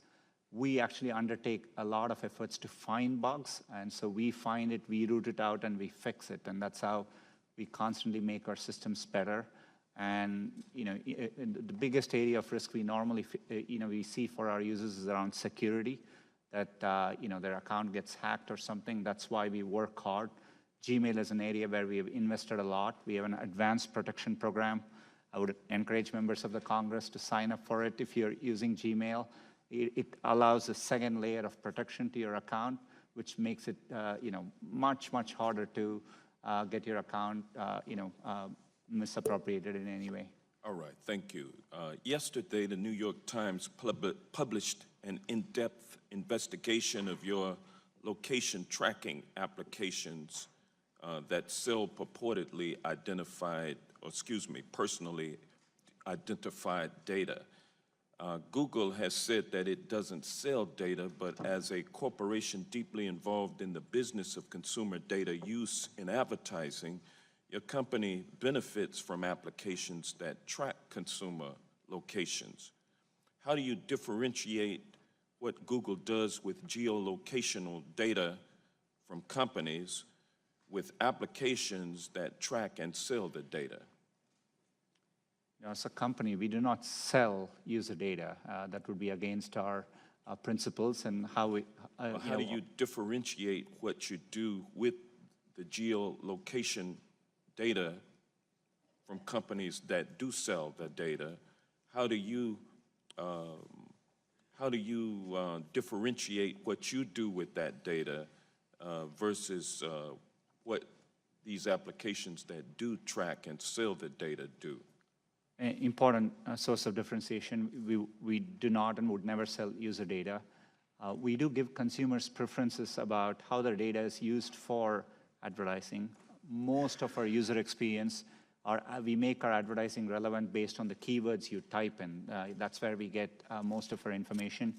You can just type in, control your ad settings into Google, and you can actually change the use of your personal data for advertising as well. We allow that as an option for our users. As my time expires, let me ask you, do you believe Google has done enough to be transparent in its data collecting policies? We always think there is more to do. It's an area which is going to be an ongoing area of effort for us. but we have invested a lot over the years, and we do make it very transparent, and we encourage users to go check it out. And in fact, every day, 20 million users go and check it. And over the last month, around 170 million users did check it. But we're going to continue and invest more in this area. Thank you. I yield back. The chair recognizes the gentleman from Texas, Mr. Poe, for 5 minutes. Thank you, Mr. Chairman. I'm over here on this side. I have an iPhone, and if I move from here and go over there and sit with my Democrat friends, which will make them real nervous, does Google track my movement? Does Google, through this phone, know that I have moved here and moved over to the left? It's either yes or no. Not by default. There may be a Google service which you've opted in to use, and if... So Google knows that I am moving over there. It's not a trick question. You know, you make $100 million a year, you ought to be able to answer that question. Does Google know through this phone that I am moving over there and sit next to Mr. Johnson, which would make him real nervous? It's his question. It's yes or no. I won't be able to answer without looking at... You can't say yes or no. Without knowing more details, sir. If I walk over there and sit next to Mr. Johnson and carry my phone, does Google know that I was sitting here and then I moved over there? You're welcome anytime, Judge. Yes or no? I genuinely don't know without knowing I'm what shocked services... you don't know. I think Google obviously does. Are you familiar with the General Data Protection Regulation by the European Union? Very familiar. We worked over 18 months on it. And the European Union is protecting the right of privacy of the people in Europe. We don't have such a law in the United States, do we? Congressman, we have supported and... We do not have such a law in the United States, do we? We don't have a comprehensive user data privacy legislation. Are you but we familiar think with it's House important to do so. Resolution 1039? It's a resolution that I've introduced that would basically adopt some of the European practices in America and give consumers in the United States the right of privacy. Are you familiar with that legislation? No, but I'm happy. I'll give you a copy before you leave. It's ironic to me that the United States, supposed to be the country in the world that protects privacy of individuals more than anybody else, we are playing second fiddle to the Europeans. They protect the privacy of their folks more than we do. And I think the United States Congress needs to move in a direction to allow citizens to opt in to the dissemination of their information rather than opt out, which seems to be the current law. As Mr. Cohen has stated, I think most Americans don't know all the things that this phone can do. And one thing that it can do is disseminate information really that we are unaware of to all different people out there. The United States should change the rules and make it so that we as consumers opt in. Otherwise, that information is not disseminated. That is just my opinion. What does Google view as objectionable? I think there are, if you're referring to our content policies, we do publish. There are areas, for example, categories for YouTube like violent extremism, pornography, child safety, fraudulent activities. So we define categories. What are extreme political views? You find those objectionable? I'm not saying you shouldn't. I'm just saying, what are those extreme political views? We think it's important. Google and YouTube are platforms which support so freedom of what are expression. those extreme political views that you find objectionable? We don't define any political views as objectionable. So you let all political views come on, even objectionable political views? We have areas which we have defined as not allowed on our platforms. For example, on YouTube, there are clear definitions around hate speech, but it's defined as speech which has the primary goal of inciting hatred or violence towards groups of people. You would agree that hate speech has many different definitions depending on who's doing the defining, wouldn't you agree? We understand it's a subjective area, could be open to interpretation, but we define it and we publish our definition of it, and we... Do you believe that Google has been brought out here in some question is biased? Congressman, it's really important to me that we approach our work in an unbiased... Do you believe that Google is biased? It's either yes or no. No, not in our approach. Now, it is a private company, is it not? Yes, it is. It's not the government. Google is not the government, is it? Not last I checked, no. You no, want sir. the government to regulate Google? Today, we are subject to a lot of regulation across many different agencies. But you're not subject to the definition of what bias is by the government coming in and saying, Google cannot be biased, and we, the government, are going to decide what's biased and what's not biased. You're not subject to that philosophy, are you? No, not today. I hope we don't get to that point where government tries to come in and regulate what bias is, and because this is an independent, free company. I think that is, you know, Google may have, to me, it's just a part of doing business like any other media outlet. They can say what they want. I've gone over time, Mr. Chairman. I have some other questions I'd like to submit for the record. Well, Mr. Chairman, if I might, the gentleman is certainly welcome to join me on this side of the aisle and switch parties at any time. It's getting a little late in his career to do That's that. right. I will just respond to the gentleman from Texas and say that we will be submitting questions in writing to you, Mr. Pichai, including the ones from the gentleman from Texas, and we would ask that you answer them promptly. I'd be very happy to. Thank you very much. The chair now recognizes the gentleman from Florida, Mr. Deutsch, for 5 minutes. Thank you, Mr. Chairman. Mr. Pichai, I believe that the platforms can and should do a better job preventing people from using services to engage in illegal activity. Tim Cook recently said platforms and algorithms that promise to improve our lives can actually magnify our worst human tendencies.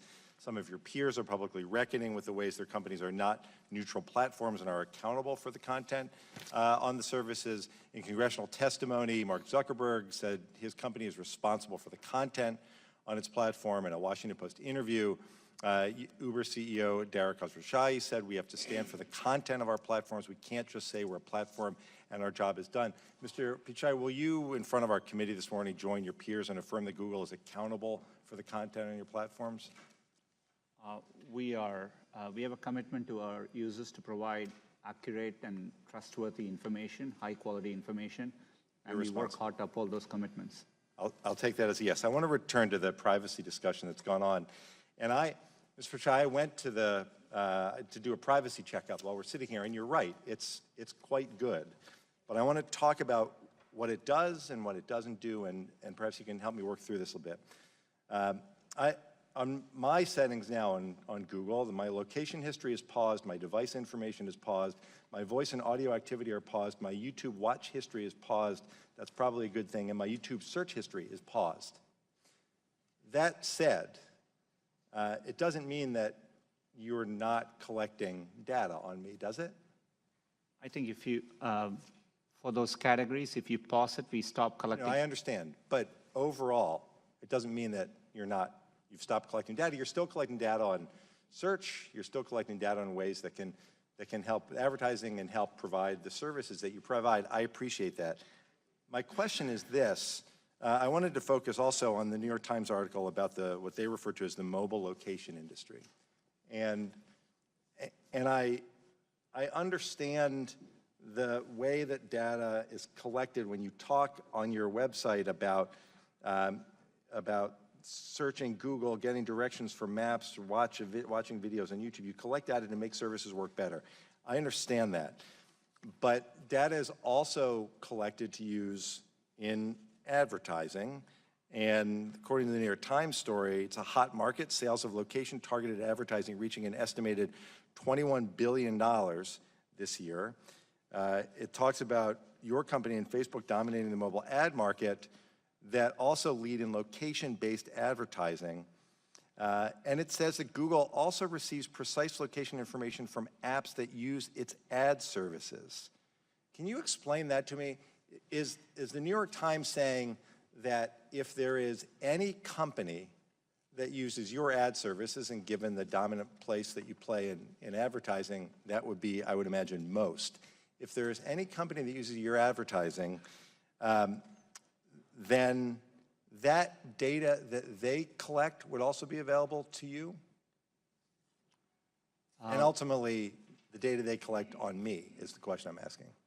So we, as a company, and we have commitments to you, we view data as belonging to users, we are stewards of it, so we don't transmit personal data to advertisers, if I understand. No, I understand that. I'm asking about the data that companies, because the New York Times said that Google receives precise location information from apps that use its ad services. My question is, do you receive information, is the New York Times right, do you receive information about the locations that I travel from companies who use your advertising service?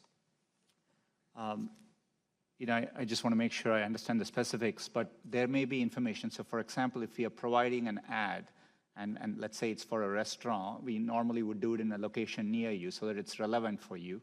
You have an option to turn that setting off.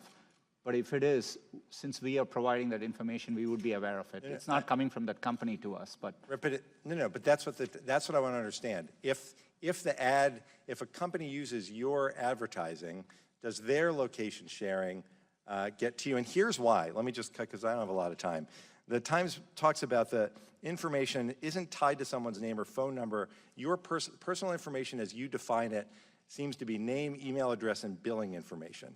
The question a lot of us have, Mr. Pichai, I think you can sense, is that while that may be personal information and you treat that the way we would expect, that there is a lot of information about where we go and where we are at any moment that can, as the Times points out, allow someone with access to the raw data, including employees or clients, to identify a person without their consent by following someone they knew, pinpointing a phone that regularly spent time at that person's home address. Can you use the locations that people go to identify, to back into who a person is? You wouldn't do it, but could someone else do the same thing? We wouldn't do that without explicit user consent. To answer your question, I'm happy to follow up. I want to make sure I address it. It's a specific question. I think at a high level, I would say location is turning out to be an important area. As we consider privacy legislation, I think it's important we give location protection for our users. As a company, we want to lead the way, and we are taking efforts. I understand, and I have to yield back. Just one last question, Mr. Chairman. The time of the gentleman has expired. The chair recognizes the gentleman from Pennsylvania, Mr. Marino. Thank you, Chairman, and thank you for being here, all of you.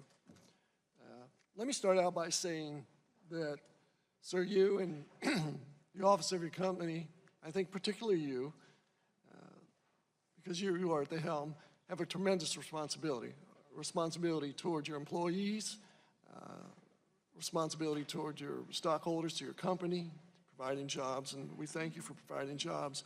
But I think you also have a much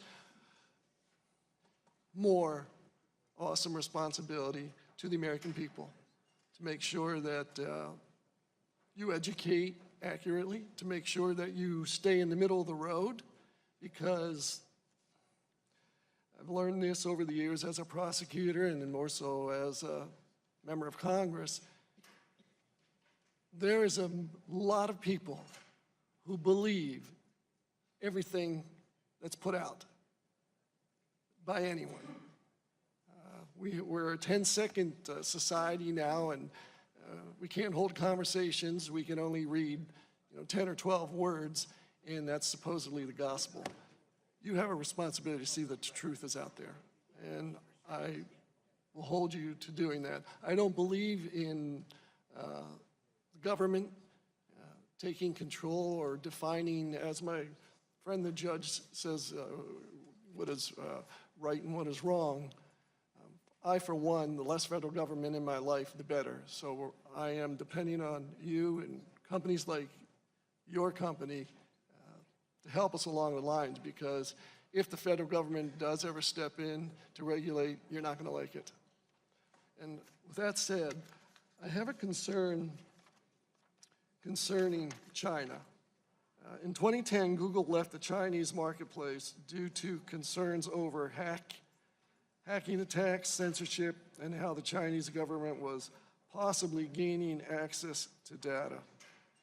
I'm interested in what has changed since 2010 and how working with the Chinese government to censor research results are part of Google's core values. Do you understand my question? Congressman, right now there are no plans for us to launch a search product in China. We are, in general, always looking to see how best. It's part of our core mission and our principles to try hard to provide users with information. We always have evidence based on every country we have operated in. Us reaching out and giving users to more information has a very positive impact, and we feel that calling. But right now there are no plans to launch in China. To the extent that we ever approach a decision like that, I will be fully transparent, including with policymakers here, and engage and consult widely. Am I then to understand that you have no plans to enter into any agreements with China concerning Google, how it's used in China? We currently do not have a search product there, and so, Do you plan on having a search product there? right now there are no plans to launch a search product in China. Okay, let me ask it this way. If in the future you decide to do that, what information would you share with the Chinese concerning other users, other countries? Anytime we look to operate in a country, I mean, we would look at what the conditions are to operate. There are times in the past we have debated the conditions to operate, and we explore a wide range of possibilities. Currently, it is an effort only internally for us. We are not doing this in China, and so, but I'm happy to consult back and be transparent to the extent we plan something there. I'm sure you are aware that right now there are thousands, maybe hundreds of thousands of people that the Chinese government has on computers trying to hack in the U.S. and any other countries. Same thing taking place to a lesser degree in Russia, simply because of the population. What can Google do to help curtail that, if not eliminate, countries from hacking into other countries? As a company, we have faced significant attacks before. So, protecting the security of our users is what really keeps me up at night. And it's something we invest a lot over the years. We work with law enforcement because we rely on their intelligence to help us assess threats. But it's a comprehensive effort, and it's something we take seriously. Thank you. I yield back. But remember the responsibility that I think you have. Chair recognizes the gentlewoman from California, Ms. Bass, for 5 minutes. Thank you, Mr. Chair, and thank you for coming today. I wanted to follow up on some questions that were asked of you earlier, specifically the use of bots by authoritarian regimes and also the use of troll farms by Russia, and wanted to know if you could be more specific in terms of how Google is going to respond. In other words, will you expand your staff or modify the algorithms in an effort to identify and eradicate the online trolls? And then in terms of the flooding that takes place with bots, what specifically will you do to address this? This is something we actually face across the set of products we do today, be it our ad systems, be it our search products people are trying to spam, and be it YouTube and so on. So in general, we have built systems over the years to detect anomalous traffic patterns and mitigate that. And we also learn, we collaborate with others. Law enforcement has been very helpful to us in this regard. So if the example of the bots where you have, I mean, I saw one example where there was one day 125 dislikes and the next day there were 84,000. How do you respond in a situation like that where it's obviously it's done purposely? So when we see view count manipulation of likes, dislikes, and either we get reports or we detect in our systems spikes in those activities, which which make it clear that it's not humans doing it. We detect it, we treat it as spam or abuse of our systems. So you have staff dedicated to looking at that? Yeah, both. We have our algorithms, AI systems, and manual reviewers and we are staffing up our manual reviewers significantly over the past couple of years. And so we do it comprehensively across all those things. So anticipating what took place in 2016 happening again, and this is specifically regarding what Russia did to foment racial tensions in the United States, and wanting to know how you are responding to that, where they called for, fake protest, either to get African Americans to turn out to protest something that was fake, or to have white supremacists be ginned up to attack communities of color. So specifically, what is Google doing to respond to that? We mainly saw, with respect to Russia, limited improper activity on our ad platforms. But in general, we are not a social networking company across the products we do. It's an area we haven't done well as a company. So we typically aren't connecting groups of people, and that's not how Google mainly works today.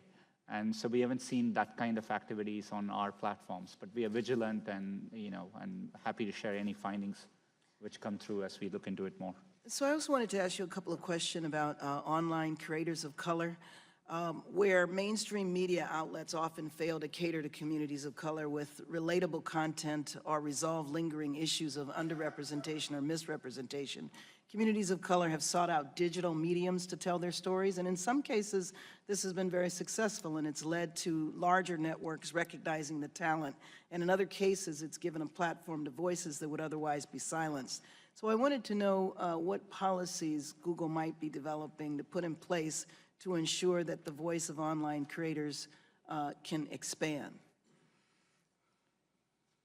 YouTube has a lot of community outreach programs. We partner with other organizations who do important work in this area.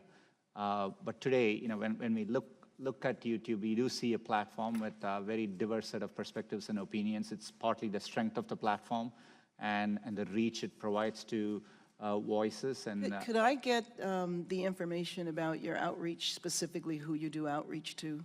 That would be very helpful. We'd be very happy to do that. And I yield back my time to Representative Deutsch. Thanks. I thank my friend from California. Mr. Pichai, I just wanted to finish up. Again, appreciate you being here. And I wanted to follow up on something that the chairman started our hearing with, and that was a question about information collected by Google. I think the report that he referred to talked about information collected specifically on Android phones, even if those phones aren't on Wi-Fi or the cell service isn't on. Is that something that happens? Congressman, it's not clear to me how something when there's no connectivity would happen, but we haven't. I'm sorry. So I'm aware of those concerns. We haven't been able to substantiate those specific findings.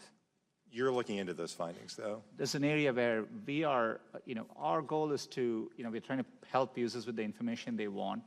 Today, there are many cases, users give us feedback. Part of what we're trying to do is they want us to be location aware when they get their... I understand, but you're not aware of data being collected while the phone is not connected to either cell service or Wi-Fi? Yeah, there may be specific instances. For example, GPS may be working, and so it depends on the specifics, but in general, no. And so finally, the question is, if that information is, if that's possible, if you learn that it is happening, and I would love you to share that with us, if you learn that's happening, and the information then when the customer turns on his or her cell service, if that information is then sent back to your company on their data plan, a lot of people obviously have limited data plans. When you look at this, if you could also look at whether, when the information is sent back to the extent it's happening, that it might cause some people to go over their limits, thereby costing them more on their monthly bill. That would be helpful information as well. That's good feedback. We will. Okay. Thank you, Mr. Chair. Thank you, Mr. Chairman. Chair recognizes the gentleman from Georgia, Mr. Collins, for 5 minutes. Thank you, Mr. Chairman, and thank you, Mr. Patel, for being here. Look, there is an understanding, I think it's come across from everyone here, and it's a saying that I've sort of lived by most of my adult life, and I think most people get. Perception is reality. Now, you can disagree with the perception, you can disagree with the reality, but at a certain point in time, as you've even heard from many of the folks discussing on both sides of the aisle today, there's several perceptions that are going on what's being stored, what's not being stored, and how that is, or how that data and that privacy issue, and also the effects or the outcomes of the searches are made. Now, one of the other issues, not just Google itself, but also YouTube, there's another issue that I will not touch today, but probably will do some questions on, is the issue of content and the issue of how that is stolen in many cases and how that could be worked on. Those are issues we'll deal with in another setting. We've talked about this. But I want to go through several questions because it's been discussed a lot about what you collect and what you don't collect. So the next few questions will be yes, no questions. I'm not trying to trick you here. It's simply what do you collect and how do you collect it, okay? In dealing with Google, do you or do you not collect identifiers like name, age, and address? Yes or no? If you're creating an account, yes, and using an account, yes. Yes. Specific search histories when person types something into a search bar. If you have search history turned on, yes. Device identifiers like IP address or IMEI. Depending on the situation, we could be collecting it, yes. GPS signals, Wi-Fi signals, Bluetooth beacons. Would depend on the specifics, but there may be situations, yes. GPS, yes. Yes, if you have And location. voice and conversations when using Google Voice products. We give an option to turn on or off. And But if a person didn't know it, voice and conversations when using Google Voice products. Yes. We only record when they initiated with OK Google and then say the terms after. Contents of emails and Google documents. We store the data, but we don't read or look at your Gmail. But you have access to them. As a company, we have access to them, yes. So you could. Saying you don't or don't, I'm not asking do you or don't. I'm saying you could, though there is a possibility. We have clear established policies on how we would do that data. And their privacy policies, speaking of that, has changed 28 times, including 8 times since January 2016. So I think the policies, and this is why I'm asking these questions. Is there any type or origin of data which Google would refuse to collect that is not already prohibited by laws like COPA or HIPAA? And there are many categories of information today. We are particular about anything to do with health data.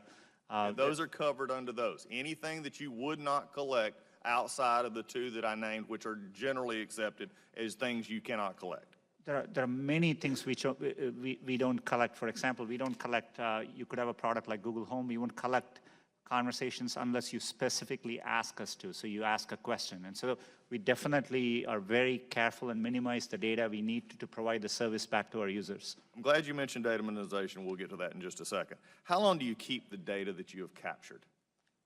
Today we give you the choice of whether you want to store the data or not. But if you store the data, from the time you turn it on, we store it for you. Okay, well, let me ask a question here. For all this has been discussed, age identifiers, search histories, all these things. And for how many would you say, let me just say, you've made an interesting question. How many people actually understand that they can actually cut this off? We remind people, and every day 20 million people come and make changes in these settings. So we see robust activity. When you control 95% of searches, you control this in a very large way. I would say the vast majority, not the most sophisticated, not the ones in a certain age demographic, are not as familiar with this as, say, some who work in the industry or at least around the industry. Would that not be a fair statement? If you could repeat that, Congressman, sorry. I'll get back to it.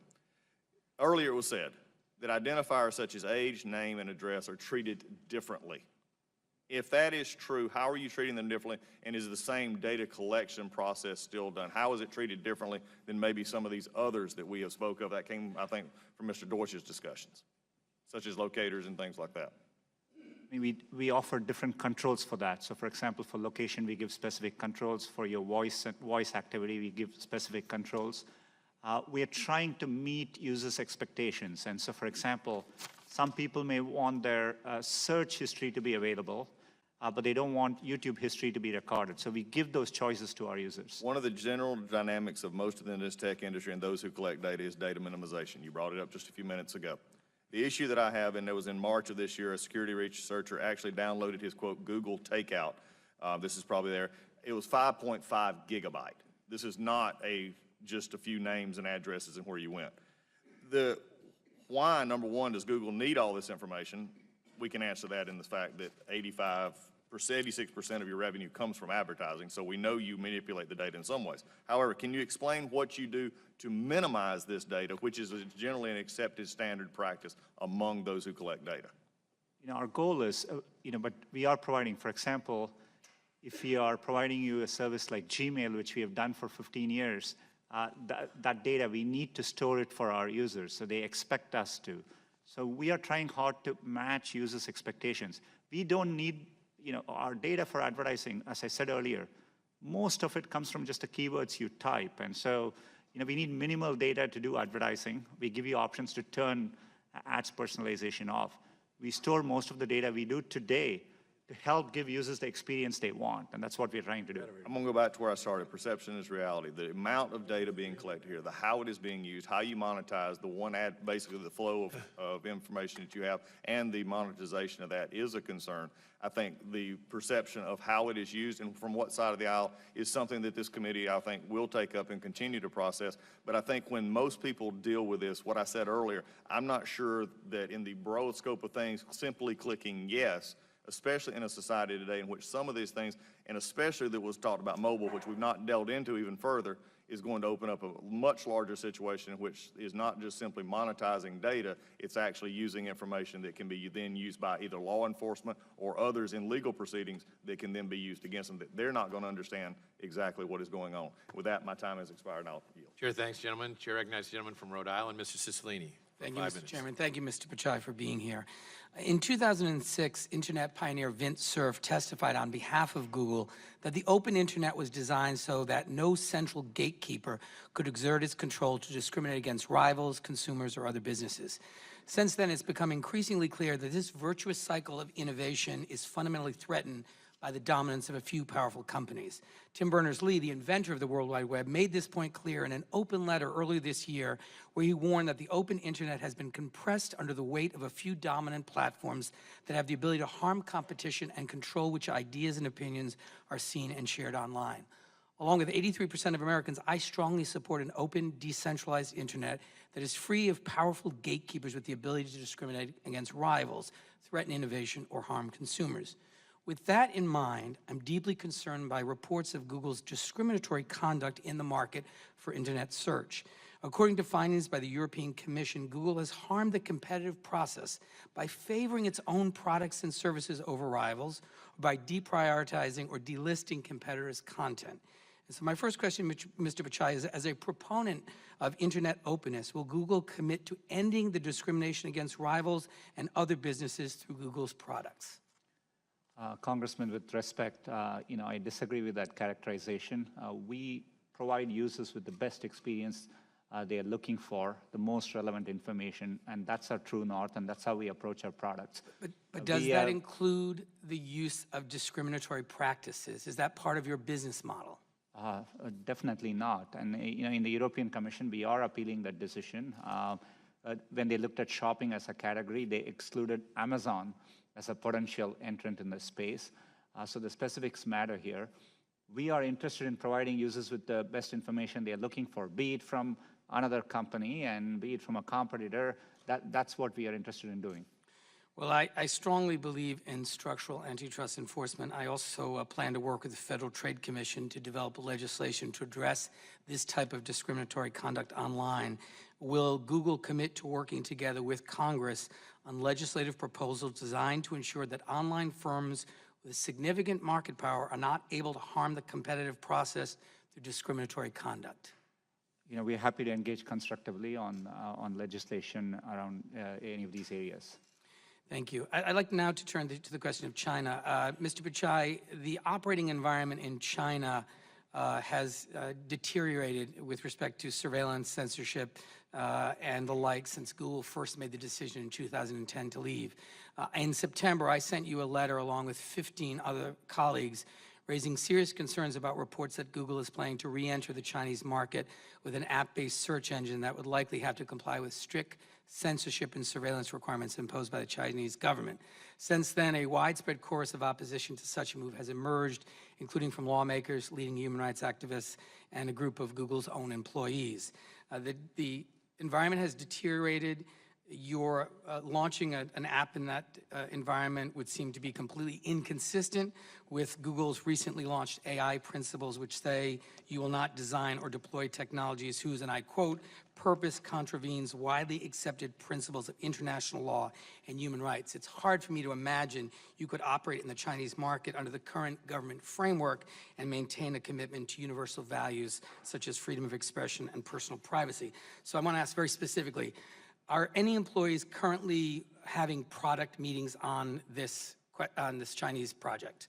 And if not, when did those end? We have undertaken an internal effort, but right now there are no plans to launch a search service in China, as I said earlier. Are there any current discussions with any member of the Chinese government on launching this app? Currently, we are not in discussions around launching a search product in China. Are there any current discussions with members of the Chinese government about this? This effort currently is an internal effort, and I'm happy to consult as well as be transparent to the extent we take steps towards launching a product in China. And who at Google is leading the Dragonfly effort? It's our efforts around building search. It's undertaken by our search teams, but these are distributed efforts. It's a limited effort internally currently. Will you, Mr. Pichai, rule out launching a tool for surveillance and censorship in China while you are CEO of Google? Congressman, I commit to engaging. One of the things which is important to us as a company, we have a stated mission of providing users with information. And so we think it's in our duty to explore possibilities to give users access to information. And, I have that commitment, but, as I said earlier on this, we'll be very thoughtful and we will engage widely as we make progress. Well, I appreciate that. And let me be clear, this goes beyond Google and frankly beyond China. At a moment of rising authoritarianism around the world, when more leaders are using surveillance, censorship, and repression against their own people, we're in a moment that we must reassert American moral leadership. And I think it's important that because other countries will look at that relationship. And Mr. Chairman, with that, I'd ask unanimous consent to submit for the record the letter of 15 colleagues and I sent to Mr. Pichai, his response, and a letter from more than 50 human and civil rights organizations opposing the launch of a censored Google search engine for the Chinese market. And would just note, Mr. Chairman, that in the submission of this for unanimous consent, the NGO letter reports that, and I quote, the Chinese government is actively promoting its model of pervasive digital censorship and surveillance around the world. Many governments look to China's example, and a major industry leader's acquiescence to such demands will likely cause many other regimes to follow China's lead, provoking a race to the bottom in standards. It would also undermine efforts by Google and other companies to resist government surveillance requests in order to protect users' privacy and security, emboldening state intelligence and security agencies to demand greater access to user data. So the implications, Mr. Pichai, as you understand, are well beyond China. And I'd ask that they be made a part of the record. Without objection, so ordered. Chair now recognizes the gentleman from Florida, Mr. Getz.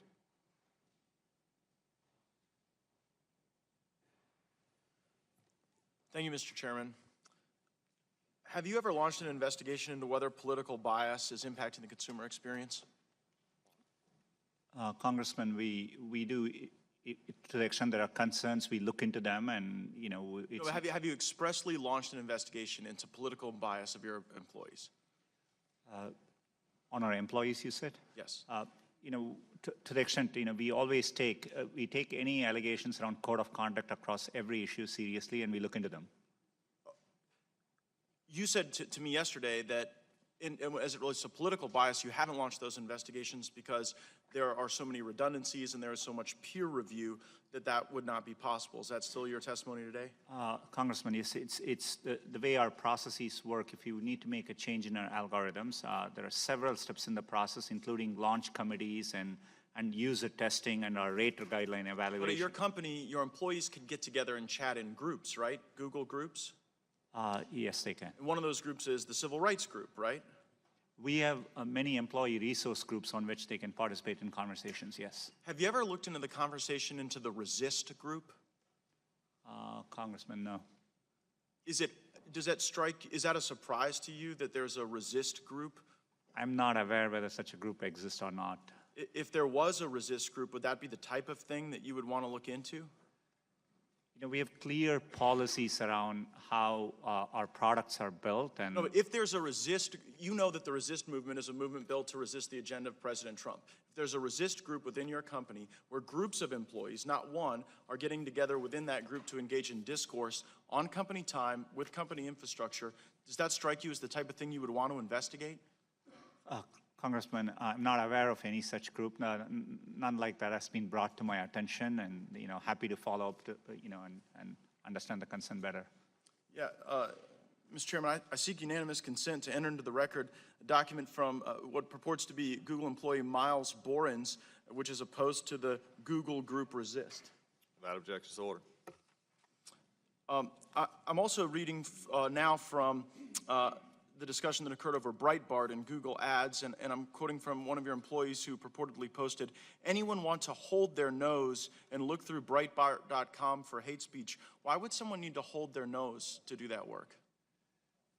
Congressman, today we have 90,000 employees, and they communicate in forums. As a company, we have allowed freedom of expression, and we don't stand or condone comments expressed in these things. We are very clear about our policies as to how we build our products, and we serve our publishers that way.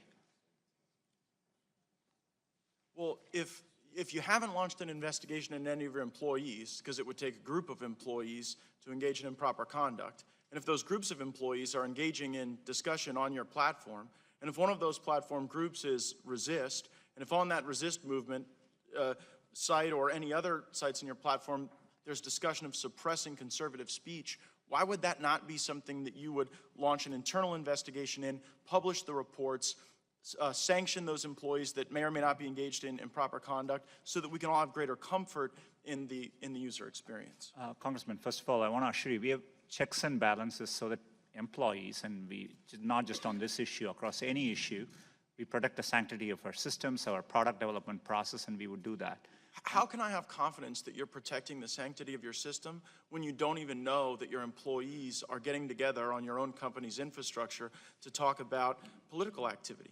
In general, we always assume our systems are designed. We assume there could be bad intent. So we've designed from first principles because, for security reasons, both externally and internally, at any given moment, we assume that somebody may be acting in bad faith. And that's how we have designed our systems with all the protections in place. We need to do that for our security of our systems, and it's a first principles approach. So if your assumption is that people can act in bad faith, why then have you not launched an investigation into the communications that seem to indicate a desire to suppress conservative political movements and conservative voices? Well, if there are allegations around discussions which are specific with the intent of manipulating our products, we would conduct an investigation. Okay, well, that's good to hear. The Wall Street Journal reported that your workers were discussing tweaking search terms to frame the discussion over the travel ban. Did you perform an investigation into that allegation?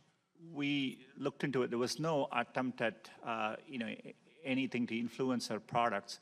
There are at times during important news events, for example, during events like hurricanes, et cetera, we have a set of tools, crisis response tools.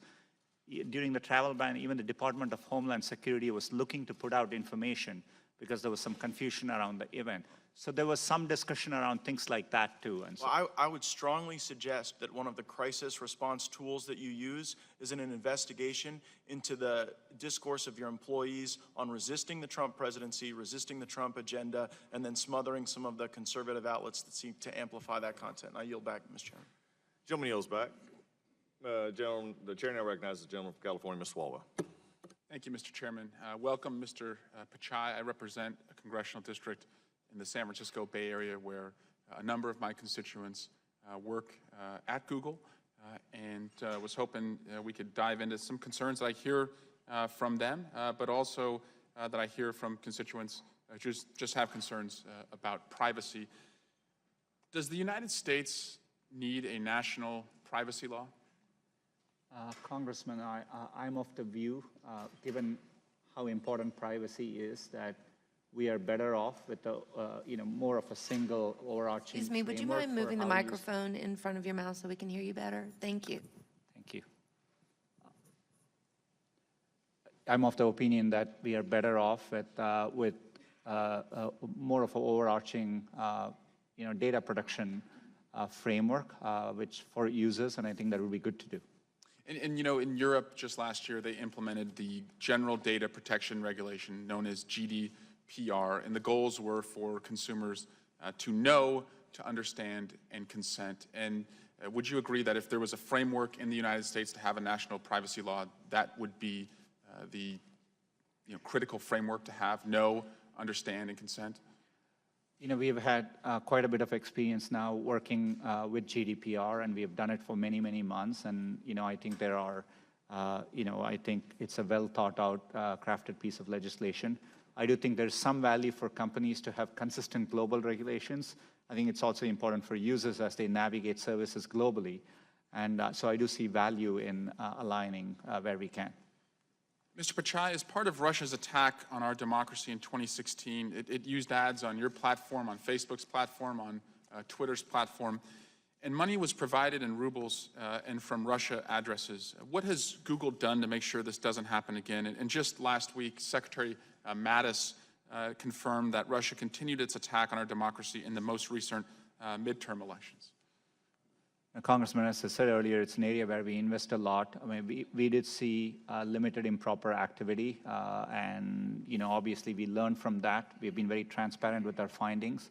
Leading up over the past couple of years, anytime we have found other activity, which is material, we disclose it, and we are constantly evolving the practices we do. But I do say our efforts have been pretty successful so far. Google as a whole through both our election cycles.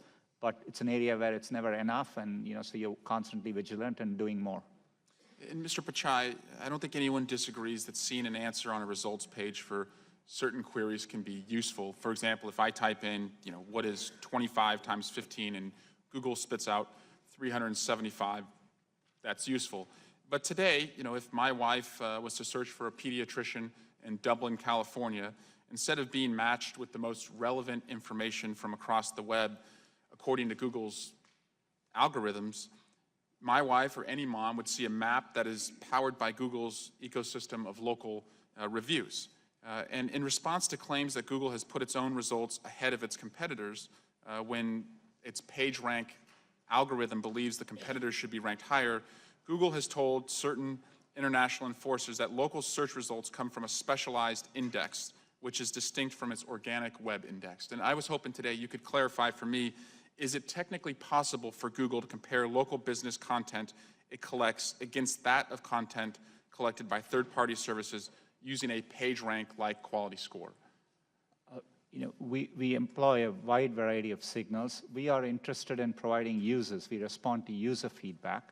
So as a user, you could be on your mobile phone with very limited connectivity. You could be a busy parent on your way, and you're checking for some information, maybe trying to find a doctor because your kid is sick. And so we are looking to see how we can get that information to you as quickly as possible. That's the use case which drives our product development. And if that information is best available from another company, we make it available. There are times we are able to provide that information because we have better information. And so we are constantly looking, and we do that to the best of our ability. Thank you. I yield back. Gentleman yields back. At this time, the chair recognizes the gentleman from Louisiana, Mr. Johnson. Thank you, Mr. Chairman. Mr. Pichai, we want to thank you for appearing today and for taking the time to answer and meet with us individually, answer our questions. I think you and I both agree it's important for your company and for the people for us to have this public hearing and to get all this information on the record, so to speak. So as we discussed in my office yesterday, my conservative colleagues and I are fierce advocates of limited government. And we're also committed guardians of free speech and the free marketplace of ideas. We do not want to impose burdensome government regulations on your industry. However, we do believe we have an affirmative duty to ensure that the engine that processes as much, as we've said today, 90% of all internet searches is never used to unfairly censor conservative viewpoints or suppress political views. Your challenge today, and in the days ahead, is to convince the members of this body that Google and your industry peers will implement your own sufficient safeguards and solutions to this problem so that the government doesn't have to intervene. Here's a question. In previous hearings and discussions, Google has described the Trusted Flagger program as a source for recommending content be removed from your platform. Recently, Google released a transparency report on content removal, which revealed that Out of the 7.7 million automated flagging removals from your platform, YouTube, around 70% of that content was removed before it had received any views from the public.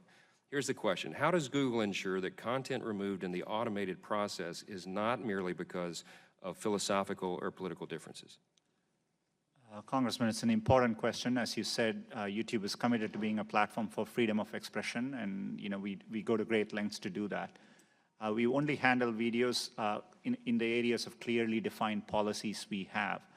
We do have automated systems, but we assess it, we later spot check it to make sure the system is working as intended. We respond to feedback. As content creators, you can appeal if you think something was removed erroneously. But it's really important to us that we provide a platform for freedom of expression, but enforce the rules of the road on areas where we have said, but we are very transparent about the areas and the clear policies with which we do those things. You've spoken a lot today about objectivity. That's the goal. We applaud and appreciate that. As you know, Alphabet's incubator Jigsaw has introduced Prospective. It's a tool that uses machine learning to filter online discussions for, quote, toxicity, unquote.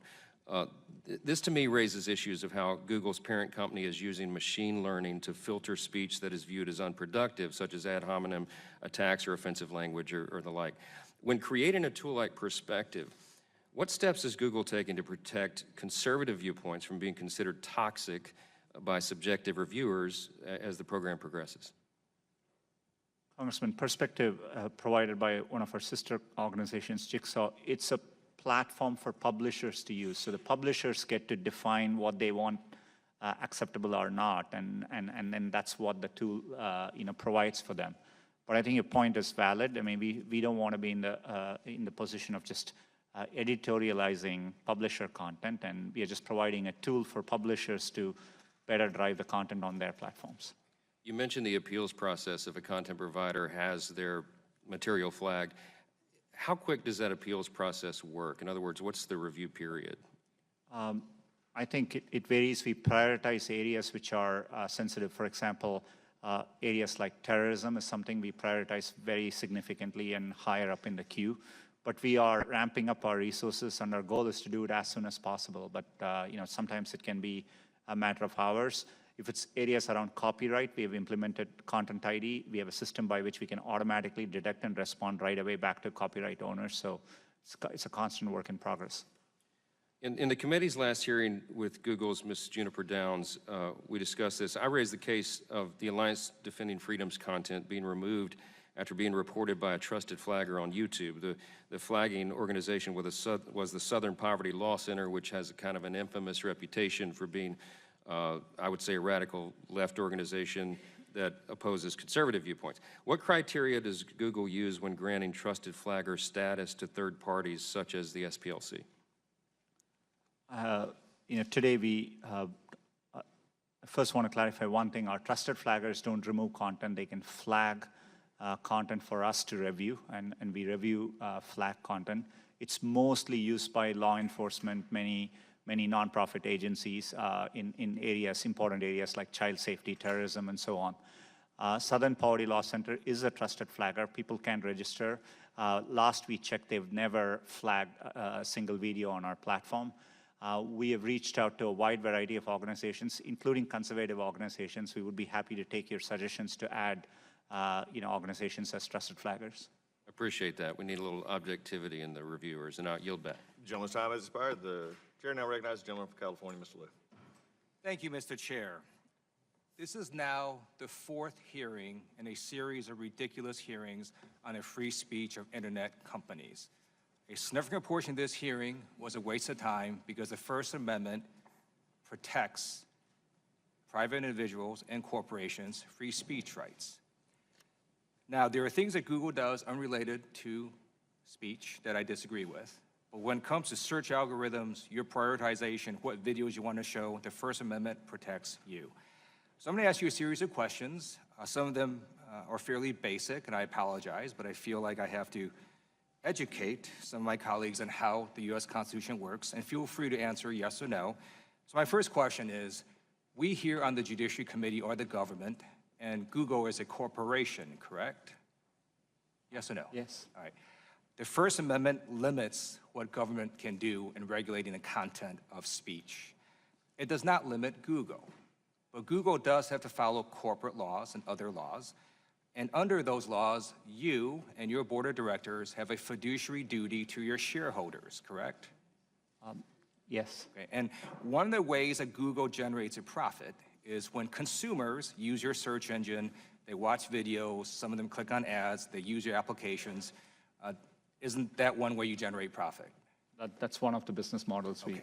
And if consumers were not getting the search results they wanted, or not getting the videos they wanted to see, they might start moving to your competitors. Isn't that right? Every Monday when I run my management meetings, yes, we worry about, users have a lot of choices, so we work hard to earn their trust every week. And so let's say you figure out that the number one thing users want to see are dog and cat videos. Under the U.S. Constitution, you have the absolute right to promote dog and cat videos. I'm not saying you do that, but you do have the right to do that if you wanted to. Isn't that correct? Congressman, I'm not the expert on First Amendment, but generally I think that's right. I thank you. So last week when I got notice we're going to have another one of these hearings, I did a search on Google. I searched for Congressman Steve Scalise. He is a Republican. And I hit the news tab. And the first 4 articles that come up are generally pretty positive. The first one is from Town Hall, a generally conservative publication, about his book, Back in the Game. Second article is also about his book, Back in the Game. Third is about him talking about election results. Fourth is from Fox, another positive article about his book, Back in the Game.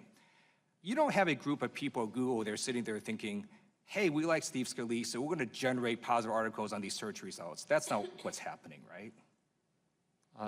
I'm very glad to see Congressman Steve Scalise fully recovered and back, but we don't deal with individual queries and, with any viewpoint, and so these are our algorithm. Nowhere in your programming code does Congressman Steve Scalise even show up, isn't that right? Yes, that's right. Okay. Now I'm going to do a real-time Google search for a very similar term. I'm going to change one word. So I'm going to search for Congressman Steve King. I'm going to hit the News tab. First article that pops up is from ABC News. It says, Steve King's racist immigration talk prompts calls for congressional censure. That's a negative article. But you don't have a group of people at Google sitting there thinking and trying to modify search results. Every time Steve King comes up, a negative article appears. That's not what's happening, right? We always operate for any query with the same set of principles. We are trying to reflect what is currently, if it is newsworthy, what is currently being discussed about that phrase. Thank you. So let me just conclude here by stating the obvious. If you want positive search results, do positive things. If you don't want negative search results, don't do negative things. And to some of my colleagues across the aisle, if you're getting bad press articles and bad search results, don't blame Google or Facebook or Twitter. Consider blaming yourself. I yield back. Gentleman's time has expired. Chair now recognizes the gentleman from Arizona, Mr. Biggs. Thank you, Mr. Chairman. Thanks for being here, Mr. Pichai. I don't disagree with one point made by the last questioner. Let's call him questioner. That's easier to say. In the sense that I think you have a First Amendment right to do what you guys want to do. So you're a private company. There's very few constraints on the First Amendment, although there are lots of constraints ultimately when we start looking at it, everything from libel to slander to threatening, intimidating, to yelling fire in a crowded theater. We have constraints on First Amendment speech. But you've seemed, as we've gone through here today, to say that Google doesn't have bias. You yourself have said you personally don't have bias or animus. And you've also tried to implement policies to prevent bias and animus as well. Isn't that true?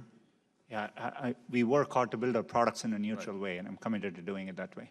Right, and in some respects, we haven't heard much discussion about the human intersection with the creation or manipulation or editing of algorithms. But there is human interaction with humans create the algorithms, and you might have some artificial intelligence that might adduce some additional information as it goes. But originally, the creativity comes from the humans, right? Yeah, that's right. Well, how can we be assured that foreign adversaries will not use your platform against Americans or American national interests? You know, we always worry about that as a threat vector, and this is why we make sure, you know, the best way we do it, when we are building our products, we don't rely on, you know, one person or groups of people to be able to do it. We follow a set of robust process, including tests and validation, both from users. We get feedback from users, and we use raters externally to evaluate. And we do this. For example, our search raters in the US are there in all the 50 states of the US. We geographically distribute them so that we really get the perspectives of everyone around the country. Well, that doesn't really get to the answering my question of security assurance. And so I guess if manipulation of your information systems was not possible or effective, we would not be seeing so many countries investing in the capability of manipulation, whether it's Russians or Chinese or Iranians or others that are, you know, attempting to manipulate your system. And there may be attempts to use our products and services. So, for example, because we provide advertising products, you know, somebody, and what we saw in the 2016 election was, you know, limited activity, but it's improper. 2 accounts related to Russia, you know, advertised using our platforms. That totaled $4,700, I think you said. Yeah, so that's an example of, you know, the kind of threat we see, and, you know, it's something we are working hard to mitigate and avoid. Okay, and so I guess I would say that it looks like you guys have a policy of do no evil, right? Is that fair to say? It's not our official policy, but, you know, it's a statement which has been communicated by us internally. And other people have brought up the work that you may or may not be doing in China, and I want a clarification of that. Are you looking to expand in China and cooperate with the Chinese government on a platform release in China? To the question, it's about search. Right now, we have no plans to launch search in China. We have always, over the years, explored how best we can continue to serve users in China, but that's what we're doing. Are you doing anything with the data share with the Chinese government? Today, we don't operate our services which involve user data, like Google Search or Gmail in China, and so no. So you're telling me nothing at all then with China? We do provide, you know, for example, Android, which is an operating system. We work with partners around the world, and there are OEM manufacturers around the world, including in China.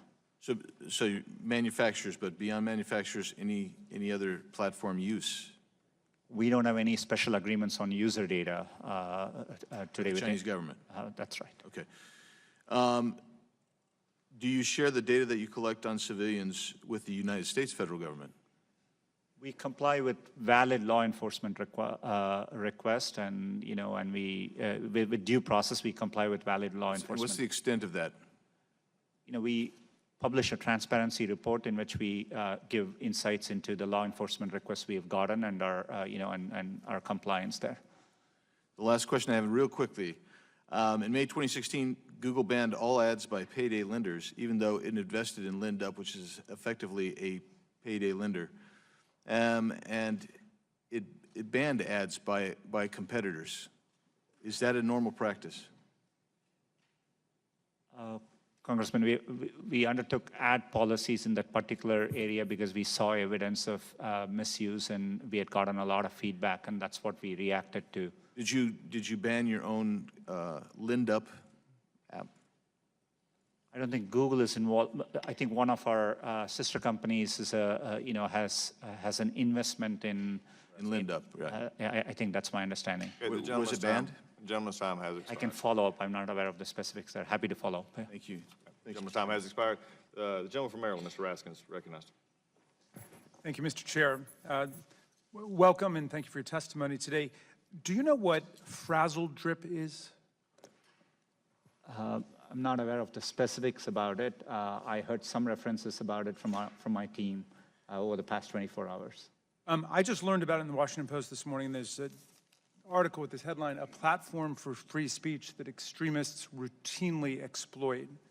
And in it, the article explains that the recommendation engine for YouTube, which is owned by Google, correct? Yes, sir. The recommendation engine for YouTube recently suggested videos claiming that politicians, celebrities, and other elite figures were sexually abusing or consuming the remains of children, often in satanic rituals, according to watchdog group Algo Transparency.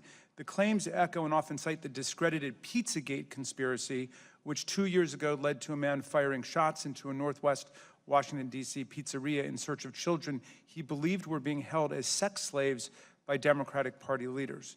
One recent variation on the theory, which began spreading on YouTube this spring, claimed that Democrat Hillary Clinton and her longtime aide Huma Abedin had sexually assaulted a girl and drank her blood, a conspiracy theory its proponents dubbed frazzle drip. Now, the article goes on to describe how this frazzle drip conspiracy is all over YouTube, and some of the frazzle drip clips purport to show grainy images of Clinton and Abedin committing crimes and speak of invoking the death penalty. One video, which has been viewed 77,000 times and remains online today, has a voiceover that says, "Will these children become the dessert at the conclusion of the meal?" So, and this is just one example that they use of extreme right and paranoid conspiracy groups using YouTube as a place to trade their videos and to promote propaganda. What is your company policy on that, and are you trying to deal with it? You know, we are constantly undertaking effort to deal with misinformation, but you know, we have clearly stated policies, and we have made lots of progress in many of the areas where, you know, over the past year. So, for example, in areas like terrorism, child safety, and so on, we are looking to do more. You know, this was a recent thing, but I'm committed to following up on it and making sure we are evaluating these against our policies. But it's an area we acknowledge there's more work to be done, and you know, and we'll definitely continue doing that. One of the videos discussed included images of a body on a table before restrained children and of Hillary Clinton with a bloodied mouth and fangs, claiming that she and Abedin drank the blood of their victim. That was removed, but then another consisting of an exact copy of the video remained online, or apparently remains online. I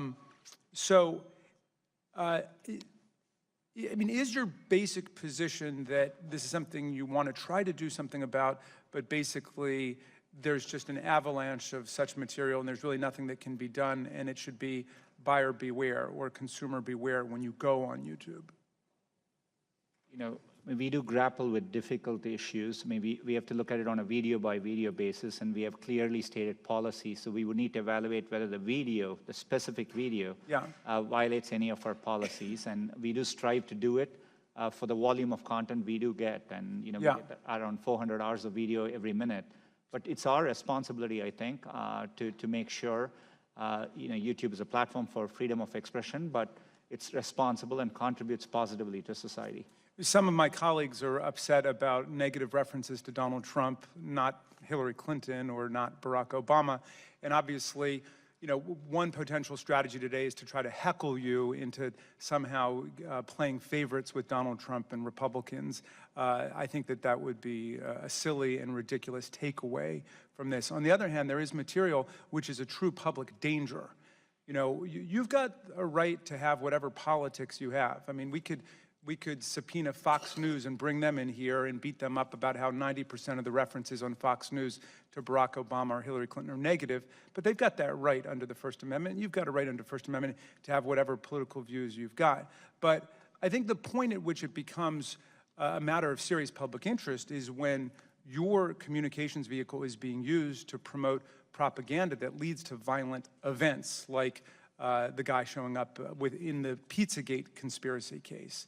And so I guess my question is, are you taking that threat seriously? I mean, Gentleman's time is expiring, but you can answer the question. Thank you. We have very clear policies against hate speech, things which could incite harm or hatred or violence. And, you know, that's an area where we are clearly taking a lot of action.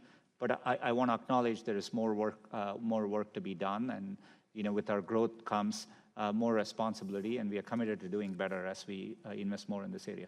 Thank you, Mr. Chairman. Thank you. The chair now recognizes the gentlelady from Georgia, Ms. Handel. Thank you, Mr. Chairman. Thank you very much for being here, Mr. Pichai.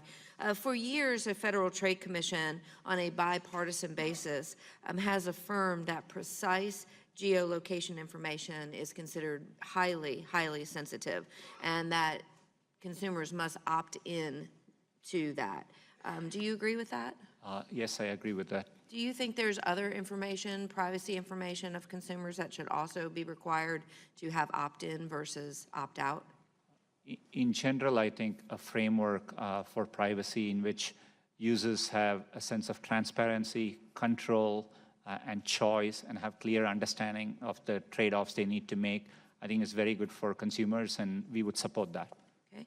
And speaking of privacy and transparency, I'm trying to understand the difference between a paying customer for the Google Suites versus the free Gmail. So when it comes to data collection, are the criteria and the rules the same if you're on Google Suites versus Gmail? Google Suite is a broader suite of products than Gmail alone. We have very specific policies around Gmail. In general, we don't, as a company, we don't read your Gmail unless we have express consent from you, for example, to investigate security or abuse related to an account. On G Suite, we provide G Suite across many instances. We have clear policies against that too. We don't use... Right, but what I'm asking is, are the policies different? We don't distinguish between, so for example, today we provide G Suite for free to many educational institutions. We don't use that data from within G Suite for advertising. You collect it. Well, we store, G Suite involves user documents, be it documents or Gmail. So we store it for the user so that they can access it. And no one in your company has access to it? People, or they do have access? We have policies that they cannot access it unless they have specific consent from the user for a specific situation. Okay. What would be one of those reasons? For example, you may want to investigate fraudulent activity related to your account, and we may ask for your permission to do that. There may be a valid law enforcement requirement which we have to comply with. All right. I'm going to go back to Google Takeout, which my colleague from Georgia asked about earlier. I would say that the average person probably has never heard of Google Takeout until recently. So when did it become available? We started this effort, I'm aware of it as early as over 10 years ago, and we started building for many of our products. We started an office in Chicago with the express goal of providing users with this takeout capabilities. I think we were quite unique in starting to work on that as a company, but there's more effort we plan to do there. Who has access to it? This is for users. So for example, if you decide to stop your Gmail account and you go with another email provider, being able to take your Gmail data with you, and that's what it's designed for. And Takeout is for users, yeah. But no one from within Google or any other place can come in to Google Takeout and get your information? No, it's expressly designed for consumers to take their data with them. I understand what it's designed for. I'm asking who practically can get access to it. We have very strict limitations on access to sensitive... Oh, so it's more than just, if I were going to Google Takeout for Karen Handel, I'm not the only person who has access to my Google Takeout? You are the only person who can take out your data, but I'm just saying, you asked about internal systems. We have clear policies. Employees can't go looking at user data unless there are a narrow set of circumstances which may involve either consent from the user or legal situations, et cetera. All right. Is it free? Is takeout? Get your data? Yes, it is free. So when a person takes their data out, or they want to go through and clean up privacy and they delete, is it really deleted or is it just hidden? Depending on the service, if you're terminating your account and you delete the data, it will take some time, and we communicate that to propagate through our systems and get removed, but we follow through on that. But it's deleted. It's not just hidden from sight. It's deleted. That's okay, one last question. You said that your company embarked on an initiative to register people to vote. How did you do that, and who did you target, and in what states? So for example, during registration windows, we highlight, we give people information about where to register. We do these things representatively for all our users across the U.S. And all indications are that the participation is uniformly high across our user base. So we do this with the express goal of.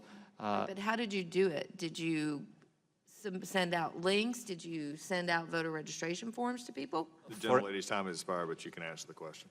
Thank For example, on the Google homepage, we may say, check where your polling place is. And as a user, you can click on it, and we give you the location of your closest polling locations and the opening times available to you. That's an I'll example. be following up on that. Thank you, Mr. Chairman. I yield. The chair now recognizes the gentlelady from Washington State, Ms. Chapel. Thank you, Mr. Chairman, and thank you, Mr. Pichai, for coming to testify before us. I, for one, am thrilled that you as a company encourage people to vote. I think we should all do that. I'd love to see Election Day as a holiday. I've been deeply concerned for some time about employers mandating forced arbitration rather than allowing for people to pursue justice. And forcing people into arbitration when they've already experienced a violation of their basic rights, I think, is a deep injustice, and it subjects people who have already been victimized to further victimization. And we've seen research that shows that it discourages people from coming forward to report abuses to begin with. There are very successful companies in your field, including companies like Salesforce, that have thrived while foregoing forced arbitration contracts and clauses. And I think that we can all agree that the argument that eliminating forced arbitration threatens innovation should be dismissed out of hand. Eliminating forced arbitration has been a shared priority by my colleagues on this committee, as evidenced by the fact that our ranking member, Jerry Nadler, as well as Hank Johnson, David Cicilline, and I have all introduced legislation to end the practice. And I was very heartened to see that Google ended forced arbitration, but only in the context of sexual harassment. And so I hope you agree with me that upholding people's fundamental right to safety in the workplace and freedom from discrimination, whether it's based on gender or sexual orientation or race or religion or any other metric, really benefits all of us. And so I wanted to point out that it's particularly critical for companies like Google to take that moral leadership in this space, since there are limitations for affected people to pursue system-wide change through tools. Recognize that this is not exclusive to Google and that it extends to many, many other employers. But since you're here before the committee today, which has jurisdiction over this issue, I want to ask you if you will voluntarily commit to expanding the policy of ending forced arbitration for any violation of a person's rights, not just around sexual harassment, but really for all of your employers and your contractors. Congresswoman, thanks for the question. It's an important area. One thing, if I could clarify, today our arbitration agreements don't require any confidentiality provisions. That's how we have done it. But as you mentioned, for sexual harassment, we agreed that it should be up to the employees, and we gave them a choice. We are definitely looking into this further. It's an area where I've gotten feedback personally from our employees, so we are definitely reviewing what we could do, and I'm looking forward to consulting and happy to think about more changes here. Well, we'd love to work with you on that. I think that this really, for people who are listening to this hearing that may not understand this, basically when you sign a contract, as we saw with sexual harassment, some employees don't even know what they're signing away, but they're signing away their ability to actually pursue claims in the justice system by going to forced arbitration. And so I think that this is very, very important. I think your point about confidentiality is important, but that's not the issue here. That is about transparency, but it's not about the basic right of somebody to seek access to due process and to justice in the courts. So what stage are you at in advancing the issue of ending forced arbitration, both on the sexual harassment side, but also in terms of the process for looking at it more broadly? How do we have a timeline? How do we engage with you to make sure that you endorse our legislation as we move forward in the next Congress? We've already enacted the changes for forced arbitration, for giving arbitration as an option for employees for sexual harassment. We are definitely reviewing what more we could do in this area. I'm definitely happy to have my office follow up as they're thinking about it to get your thoughts on it, and we are definitely committed to looking into this more and making changes. Thank you. The other issue I wanted to just raise in my last minute is moderating hate speech, and this has come up in a number of different ways, and we appreciate the work that you have done, particularly with YouTube. I know we had Alex Jones in the room earlier, but I think promoting conspiracy theories that are patently false and result in real harm is a problem. Do you agree with the UN High Commissioner for Human Rights assessment that social media played a role, for example, in perpetuating genocide against the Rohingya? And what is Google's responsibility to moderate hate speech on your platforms? We feel a tremendous sense of responsibility to moderate hate speech. We've defined hate speech clearly as inciting violence or hatred towards groups of people. It's absolutely something which I think we need to take a very strict line on, and we've stated our policies clearly, and we are working hard to make our enforcement better, and we have gotten a lot better, but it's not enough, and so we are committed to doing more here. Well, we really look forward to working with you on that. And before I yield back, Mr. Chairman, let me just take a point of personal privilege to say I was born in the same state as you in India, and I'm excited to see you leading a company and continuing to show that immigrants to this country contribute great value in spite of some of the rhetoric we hear. Thank you, Mr. Pichai. I yield back. Gentlelady's time has expired. Now, Chair recognizes the gentleman from Pennsylvania, Mr. Rothfuss. Thank you, Mr. Chairman. Mr. Pichai, thank you for being here. I appreciated the reference to Pittsburgh in your opening testimony. Great to have you in a part of our community there. Your company really should be held out as a success story of America's free enterprise system. Google has very powerful products and services. There is a saying that goes with great power comes great responsibility. I think you realize that. I want to talk a little bit about these allegations of bias that have been out there. I've seen the media reports about a few Google engineers lamenting the 2016 election results. Then they discussed potentially manipulating search results that would favor some political viewpoints in the future. On a hypothetical level, those Google engineers believed that they had the power to influence an election. Do you think Google's products and services are powerful enough that they can sway public opinion to tilt an election if the company wanted to? Are your products that powerful? Congressman, today we see users get information from a wide variety of sources, and while Google is a big player in search, search is just one of the ways in which people get information. They get it from social networking sites. Do you think that your products are that powerful? That's not the way I think about it when we are building the products. We constantly worry about the areas where we are not doing well, and we're looking to do better. We definitely see a lot of innovation, not just from within the US, but globally around the world. And we do realize we are a large company, and with that comes scrutiny, and we think it's important to engage on that. You've testified about Google and its algorithms working on in a nonpartisan way, and that you're confident that Google does not approach work with any political bias. Zoe Lofgren highlighted the vote in Santa Clara County. Does Google do anything to ensure ideological diversity among its employees and decision makers? Congressman, I've communicated clearly to the company that we need to welcome viewpoints from across all sides. As a company, you're right, we are definitely based in Northern California, and clearly, there is a leaning there. But last year was the first year we grew faster outside of California than within California. We also have employees globally. And I do see a wide variety of opinions expressed When across. Mr. Johnson asked a question about the Trusted Flagger program, you said, for us to review. Who's the us? Who's doing that review? We review things both with a combination of our automated systems as well as manual reviewers. These are people who are part of. And how many people is that? How many? Is it a committee? Is it? We've committed to scale up our manual reviewers to over 10,000 people, and we are well underway to do that. And so this is thousands of people working 24/7 globally across, looking at content based on our policies.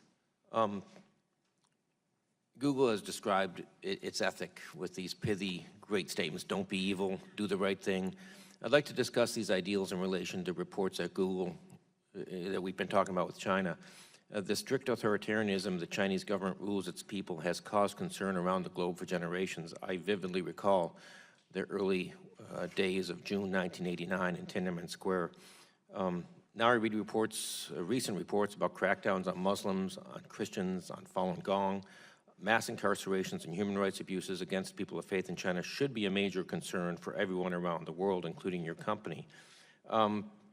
Did Google design a prototype for a search engine that could be used in China to censor content? Congressman, we have undertaken an internal effort. Did you create a prototype, though? There was a report in The Intercept that says a prototype for the censored search engine was designed. We have developed and explored what search could look like if it were to be launched in a country like China, and that's what we explored. And how many months was that project ongoing?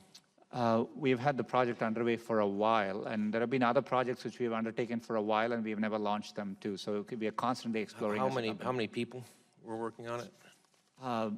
The estimates, the number of engineers on the project have varied over time. At one point, we have had over 100 people working on it, it's my understanding.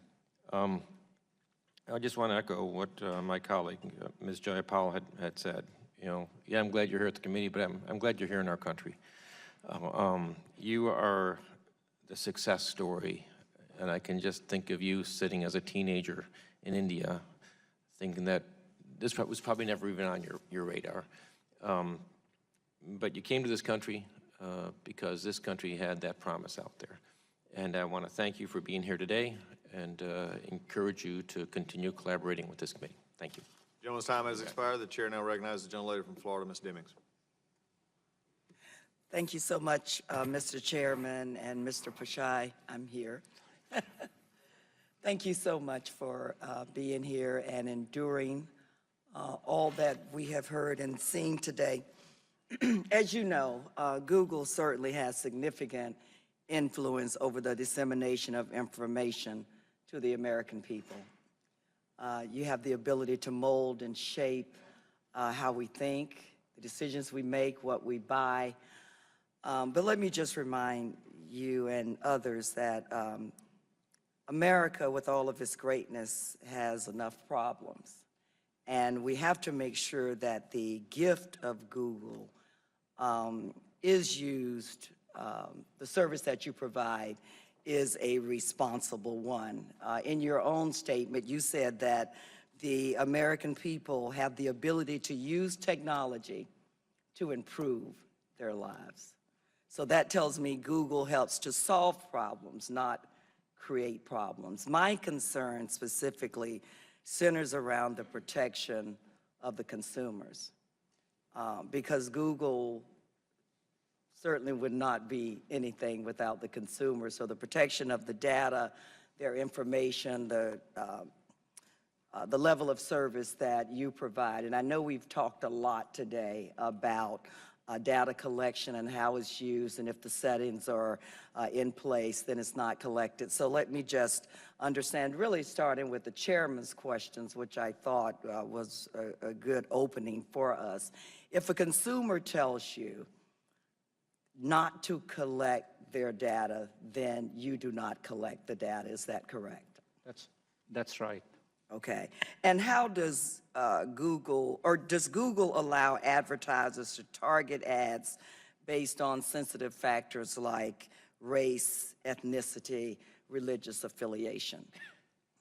Currently, we don't have those, the ones you mentioned as factors in our advertising product. Okay, and what is your regarding predatory advertisements? We have strict policies against, and we respond to concerns there. We have undertaken significant changes to the extent we find predatory practices on our platform. So it's an area we are committed to doing better. And since we do represent everybody, poor communities as well as affluent communities, how do you make sure that the information that is received in at-risk communities protects the consumer, if you will? How are they treated the same in terms of affluent versus poor communities? How do you make sure that they are? We do engage with community organizations. We do, our teams do wide outreach, and to the extent there are specific concerns, which, there is an abuse of our product or platform which affects, communities disparately, we do follow up and engage and take action. And how do you do that again, please? So for example, if there's a specific category of a product where, we get clear feedback, the way we have implemented the product has a disparate effect on some minority communities, we do engage and we understand and, make changes in our products or policies. So you get feedback. So do you initiate or do any checking, or does that information have to come back to you, or are you proactive in terms of looking for those type of vulnerabilities? We do both, and but I do think there's more we can do in being proactive, and it's something I'm happy to follow up and understand better. But it's an area we are committed to doing well. You talked quite a bit about working more with law enforcement. I believe you've said that maybe 4 or 5 times. I'd like to hear more about some of the things that you do with law enforcement to protect the consumers as well, and protect our electoral process and other things that we should care about. We do this across a wide variety of areas. So for example, when there were concerns expressed about election interference, it's an area where we look to law enforcement for guidance. Areas like child safety is an area where we actively collaborate with law enforcement agencies. So fraud, malware, and depending on the area, we engage and we support them through efforts they are trying to do. The opioid crisis is a good example of an area where we are doing a lot of work with law enforcement. What do you think is the main area where Google could improve to better help the consumer? I always better think, protect the consumer. I always think, privacy is an area where we think is sacrosanct, and we have done a lot for users over the years, but it's an area where expectations are constantly evolving, and we are, as a company, needing to evolve and adapt to it. And so it's an area we are committed to doing better, but it's an area I want to acknowledge that there's more to do, and that it's never done, and something we are committed to doing better. Again, thank you, and Mr. Chairman, I yield back. Gentlelady yields back. The chair now recognizes the gentleman from Texas, Mr. Gomert, for 5 minutes. Mr. Pache, appreciate your being here. And I think most all of us agree on both sides. We applaud great work. For example, Steven Spielberg, despite politics, he's provided my family a lot of enjoyment and entertainment. You and your colleagues at Google have created an extraordinary vehicle for searching out things. It's fantastic. And as Mr. Liu, a friend across the aisle, was pointing out, you've got government that's not supposed to interfere in people's civil rights, and then you've got a company, a corporation like Google. My problem is when the government gives its immunity from lawsuits over to a private corporation that's the head of that corporation doesn't even realize that there is political bias run amok in his company. And that's the problem. I don't want to see you overregulated. I don't want to see you regulated. I want to see others come up with brilliant ways, as you, Mr. Brim, and others did, to create something that makes life easier. But a good example, you have a trusted flagger, you'd indicated, called the Southern Poverty Law Center. The Southern Poverty Law Center really has stirred up more hate than about any other group I know. They stirred up one guy to the point that he went to the Family Research Council, and I know those people, and they're Christians. And they believe, and I believe, that Christianity is really more based on love than about any other religion in history. God so loved the world, he sent his son so loved the world, he gave his life. And yet they stirred up hate against the Family Research Center, and a guy goes in shooting. You have, let's see, June 18th of this year, Southern Poverty Law Center announced it had reached a settlement with Najib Nawaz and his organization, Gilliam, for falsely labeling them as anti-Muslim hate group. They were wrong. Now, you consider them a trusted flagger, yet they keep creating problems for people that are not haters. And in fact, they had to, excuse me. They had to pay out $3.375 million. My problem is when you put your moniker on them of trusted flagger, why aren't you paying $3.375 to Mr. Majid Nawaz? That's my problem. You trust people that have stirred up a lot of hate. And another good example, and you're so surrounded by liberality that hates conservatism, hates people that really love our Constitution and the freedoms it's afforded people like you, that you don't even recognize it. It's like a blind man not even knowing what light looks like because you're surrounded by darkness. But if you look, let's see, a good example, after President Trump won, your co-founder, Mr. Brin, said, quote, most people here are pretty upset and pretty sad. Now, a lot of us have seen the video. We saw how upset the top people at Google were. And for you to come in here and say there is no political bias in Google tells us you either are being dishonest, I don't want to think that, or you don't have a clue how politically biased Google is. Now, another example is Wikipedia. We do a search, and what comes up as right there is the knowledge panel on the right, and we hopefully will have a screenshot of that. We get Wikipedia. My chief of staff went on, she told me, every night for 2 weeks and put proper, honest information in with proper annotations, and Wikipedia's liberal editors around the world would knock it out every day and instead put up a bunch of garbage like Mark Levin has now been facing. Yet to you, they get a trusted spot. And when Wikipedia slanders or libels someone and you're the one that has trusted them above any other entity, you ought to be liable. You ought to be liable when the SPLC is liable. You ought to be liable when Wikipedia demeans and uses their political bias. And I hope and encourage you to look around and notice you run off conservatives, you embrace liberals, and it's time Google was actually not immune so that people can hold you accountable and get a little better objectivity. I see my time's run out. I yield back.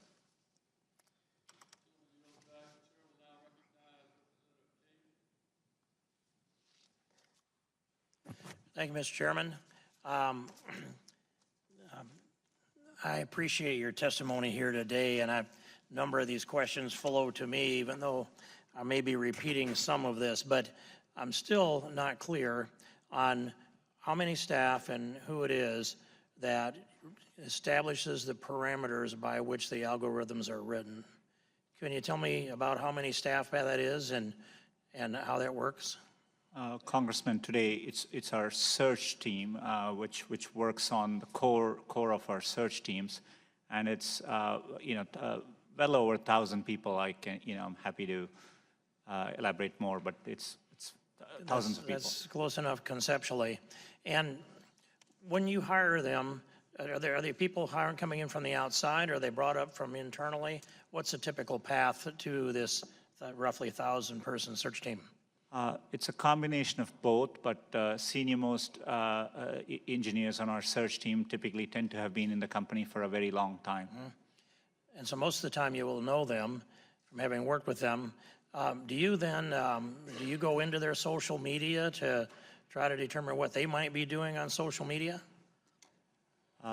Normally we don't, as a company we have allowed people to express themselves, but we make it clear that how we build our products is done with great care and thought, focused on giving users the information they are looking for.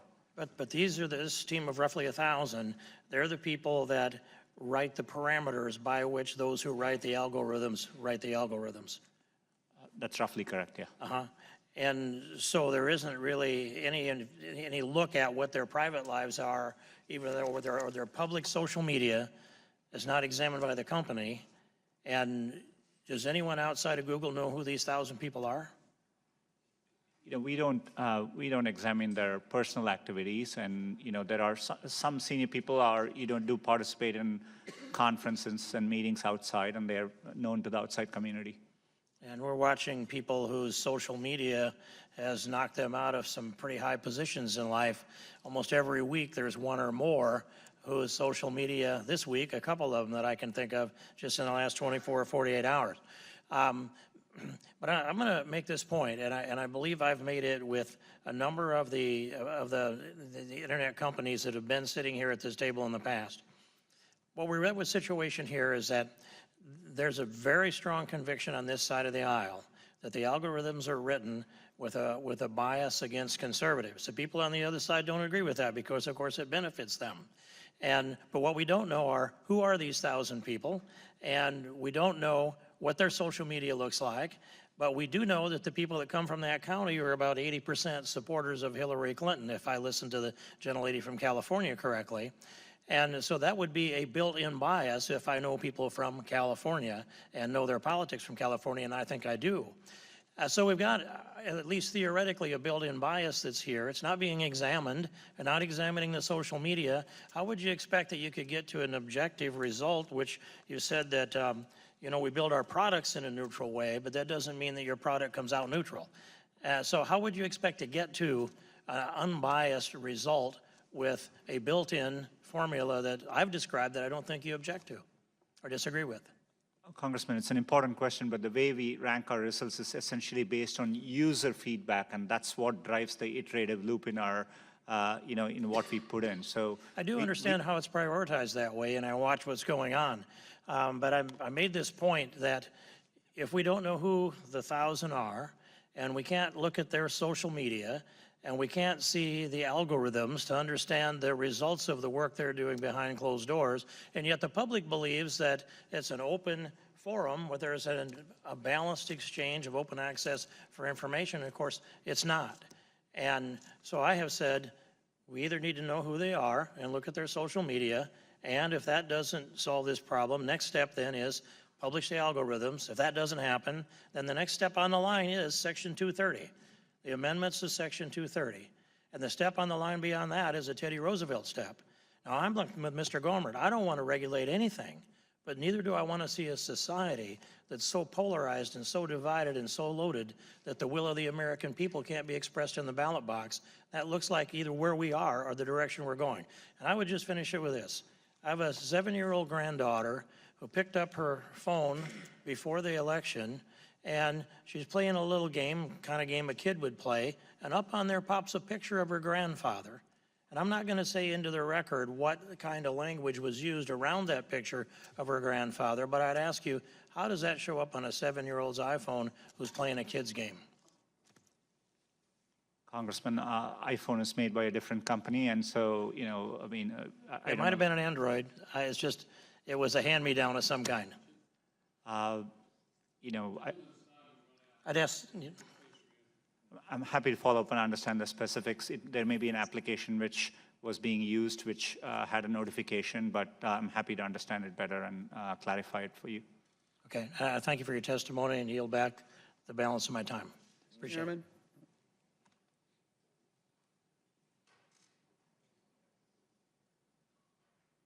Mr. Chairman. What purpose does the gentleman from Texas seek recognition? To place 3 questions on the record, Mr. Chairman.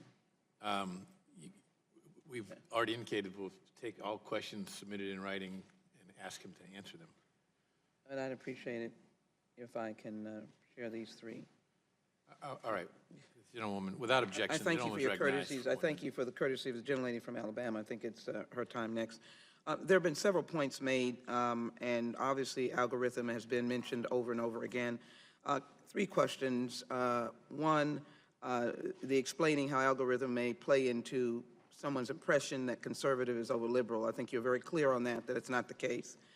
In addition, your clarification on China and engaging in any activities to censor those individuals. And number 3, the algorithms, again, about your products may be a proprietary, may be a priority over others, and any explanation as to how that is, in fact, if you represent it to be not true, or how that might be perceived that that happens. Your products, Google products over others, and how algorithms may play a part into that.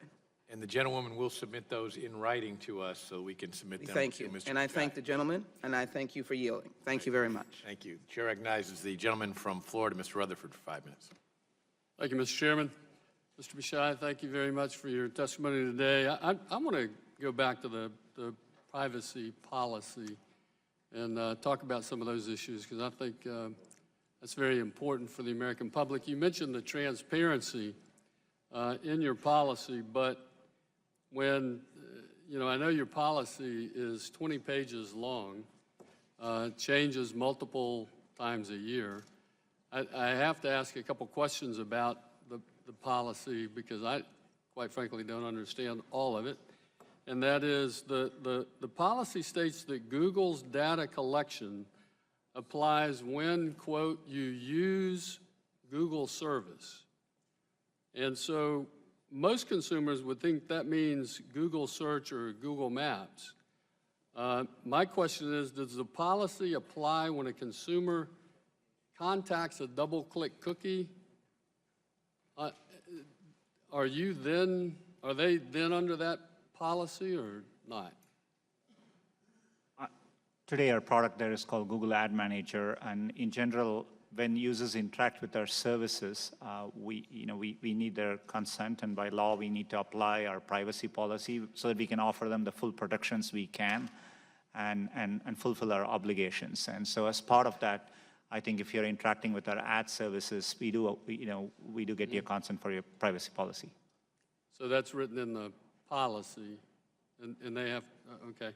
And then secondly, if a consumer does not have a Google account, but they land on a web page that has Google adware again, is that consumer using a Google service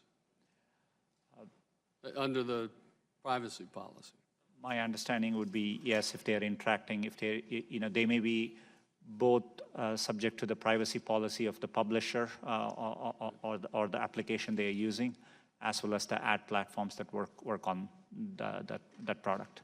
Okay, and then third and finally, your privacy policy says you collect voice and audio information when you use audio features.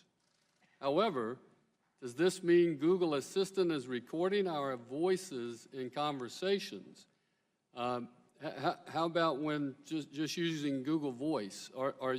Is that actually being recorded? Today, if you invoke Google Voice by either using the microphone or you say, OK, Google, and issue a command, we treat it like a search query and record that activity. But we have a separate setting in which, as a user, you can choose whether you want these stored or not. And so we give users the choice and the option. See, when it gets to transparency, I think when you realize you have these active, where I'm clicking and giving that information and agreeing to it, I think people understand that information is going out and they're giving that permission. But it's these passive collection points, like Android and Chrome, where they're picking up that information and the user, I'm not sure the user actually knows that. And so, one of my questions is we're agreeing to a privacy policy, but we don't really know what information we're giving up because there are other groups that you are contracting with, Android and Chrome, who are collecting passive information. How do you address that, and how do you make that transparent for the consumer? Congressman, we realize privacy policy alone is not enough. This is why we prompt and give privacy checkups. Right. Right. So let me stop you there and ask you then, because is it possible for Google to send me a printout of all the information that they have collected on me within the last month, and where I've been, where I've clicked, is all that information? You have all that information. It could be provided to me, right? We do make it available to you very easily. You know, we are concerned about the security of the data, so we don't, you know, casually get it out, but Right, you- so I would ask if, because I'm running out of time, but instead of me as a consumer, or anyone as a consumer, giving you the privacy right up front, well, why don't you be more honest with me? Tell me exactly what information has been collected, what information you want to share, and then allow me to decide how much of that information I would like to share as a consumer. Congressman, I agree with that sentiment. In fact, what we precisely do is actually we are very transparent, and like we make it very easy. You go to your account settings, we clearly tell the categories, and you can click and see the information we have. You can turn it on or off, but we want to do better. And you know, But there are areas where information is being collected, even if I have the particular sites turned off, there's still information being collected through some of these other passive systems that you've contracted with, correct? we are pretty explicit about data which we collect, and we give protections for you to turn them on or off. And even when you use a product like Chrome or Gmail, you know, or Google Home, we're very clear about the data we collect, and we reflect it back to the user, the data we have on them, and we try to be transparent. I can just say, and my time's out, but I would tell you this: I would much rather be giving permission after I know what information I'm giving up. So thank you very much again, and I appreciate your time. I yield back, Mr. Chairman. Chair, thanks, gentleman. Recognizes the gentlewoman from Alabama, Ms. Roby, for 5 minutes. Thank you, Mr. Chairman. Thank you. I'm just going to build upon what my colleague was just talking about and use a specific example. In June of 2016, Google changed its privacy policy to allow for combining the double-click cookie information with, quote, personal identifiable information. Before this change, the cookies that track people across the web were not melded with other consumer information Google got from searches or Android phone use. And it's my understanding that when Google purchased DoubleClick, representations were made that Google would keep the data separate. The point here is you've heard from many people concerns today about the consumer and what the consumer knows. And I understand there's a personal responsibility as a consumer to do my part to try to understand this. But it's also very complicated stuff. And so I want to point to something positive that Google is doing. In March, you had the Online Safety Roadshow that came through Alabama's 2nd Congressional District to a middle school, Girard Middle School in Dothan. You're being a corporate citizen by trying to teach our young people how to be smart and safe on the internet. And as a mom of a 13-year-old girl, I appreciate that very much. I think that is truly, truly a good example of what it means to be a corporate citizen, that these young people can have the world in their hands, and recognizing that all the positive things that can come from it, there's some dangers as well. I would just say, I think what we would all benefit from is understanding as a corporate citizen, what are you doing to educate the consumer about the privacy policy? You've heard many of my colleagues point to the fact that you have this 20-page privacy policy, but it changes multiple times during the year, or there's representations that are made in 2016 about DoubleClick that change. And so most of us don't have a way to understand this in a way to know that the data that's being collected on us, exactly how it's being used. So I applaud you for the work that you're doing to educate our young people, but I would just ask if you could provide us, you said you used the words evolve and adapt when it comes to the policy, but what are you doing specifically to help educate your consumers on how they can be aware of when they click I accept on the privacy policy that they have a better understanding of how their data is going to be used? Congresswoman, it's a good question. And for example, we are sending email reminders for certain types of data that's being collected and asking you to go review your settings.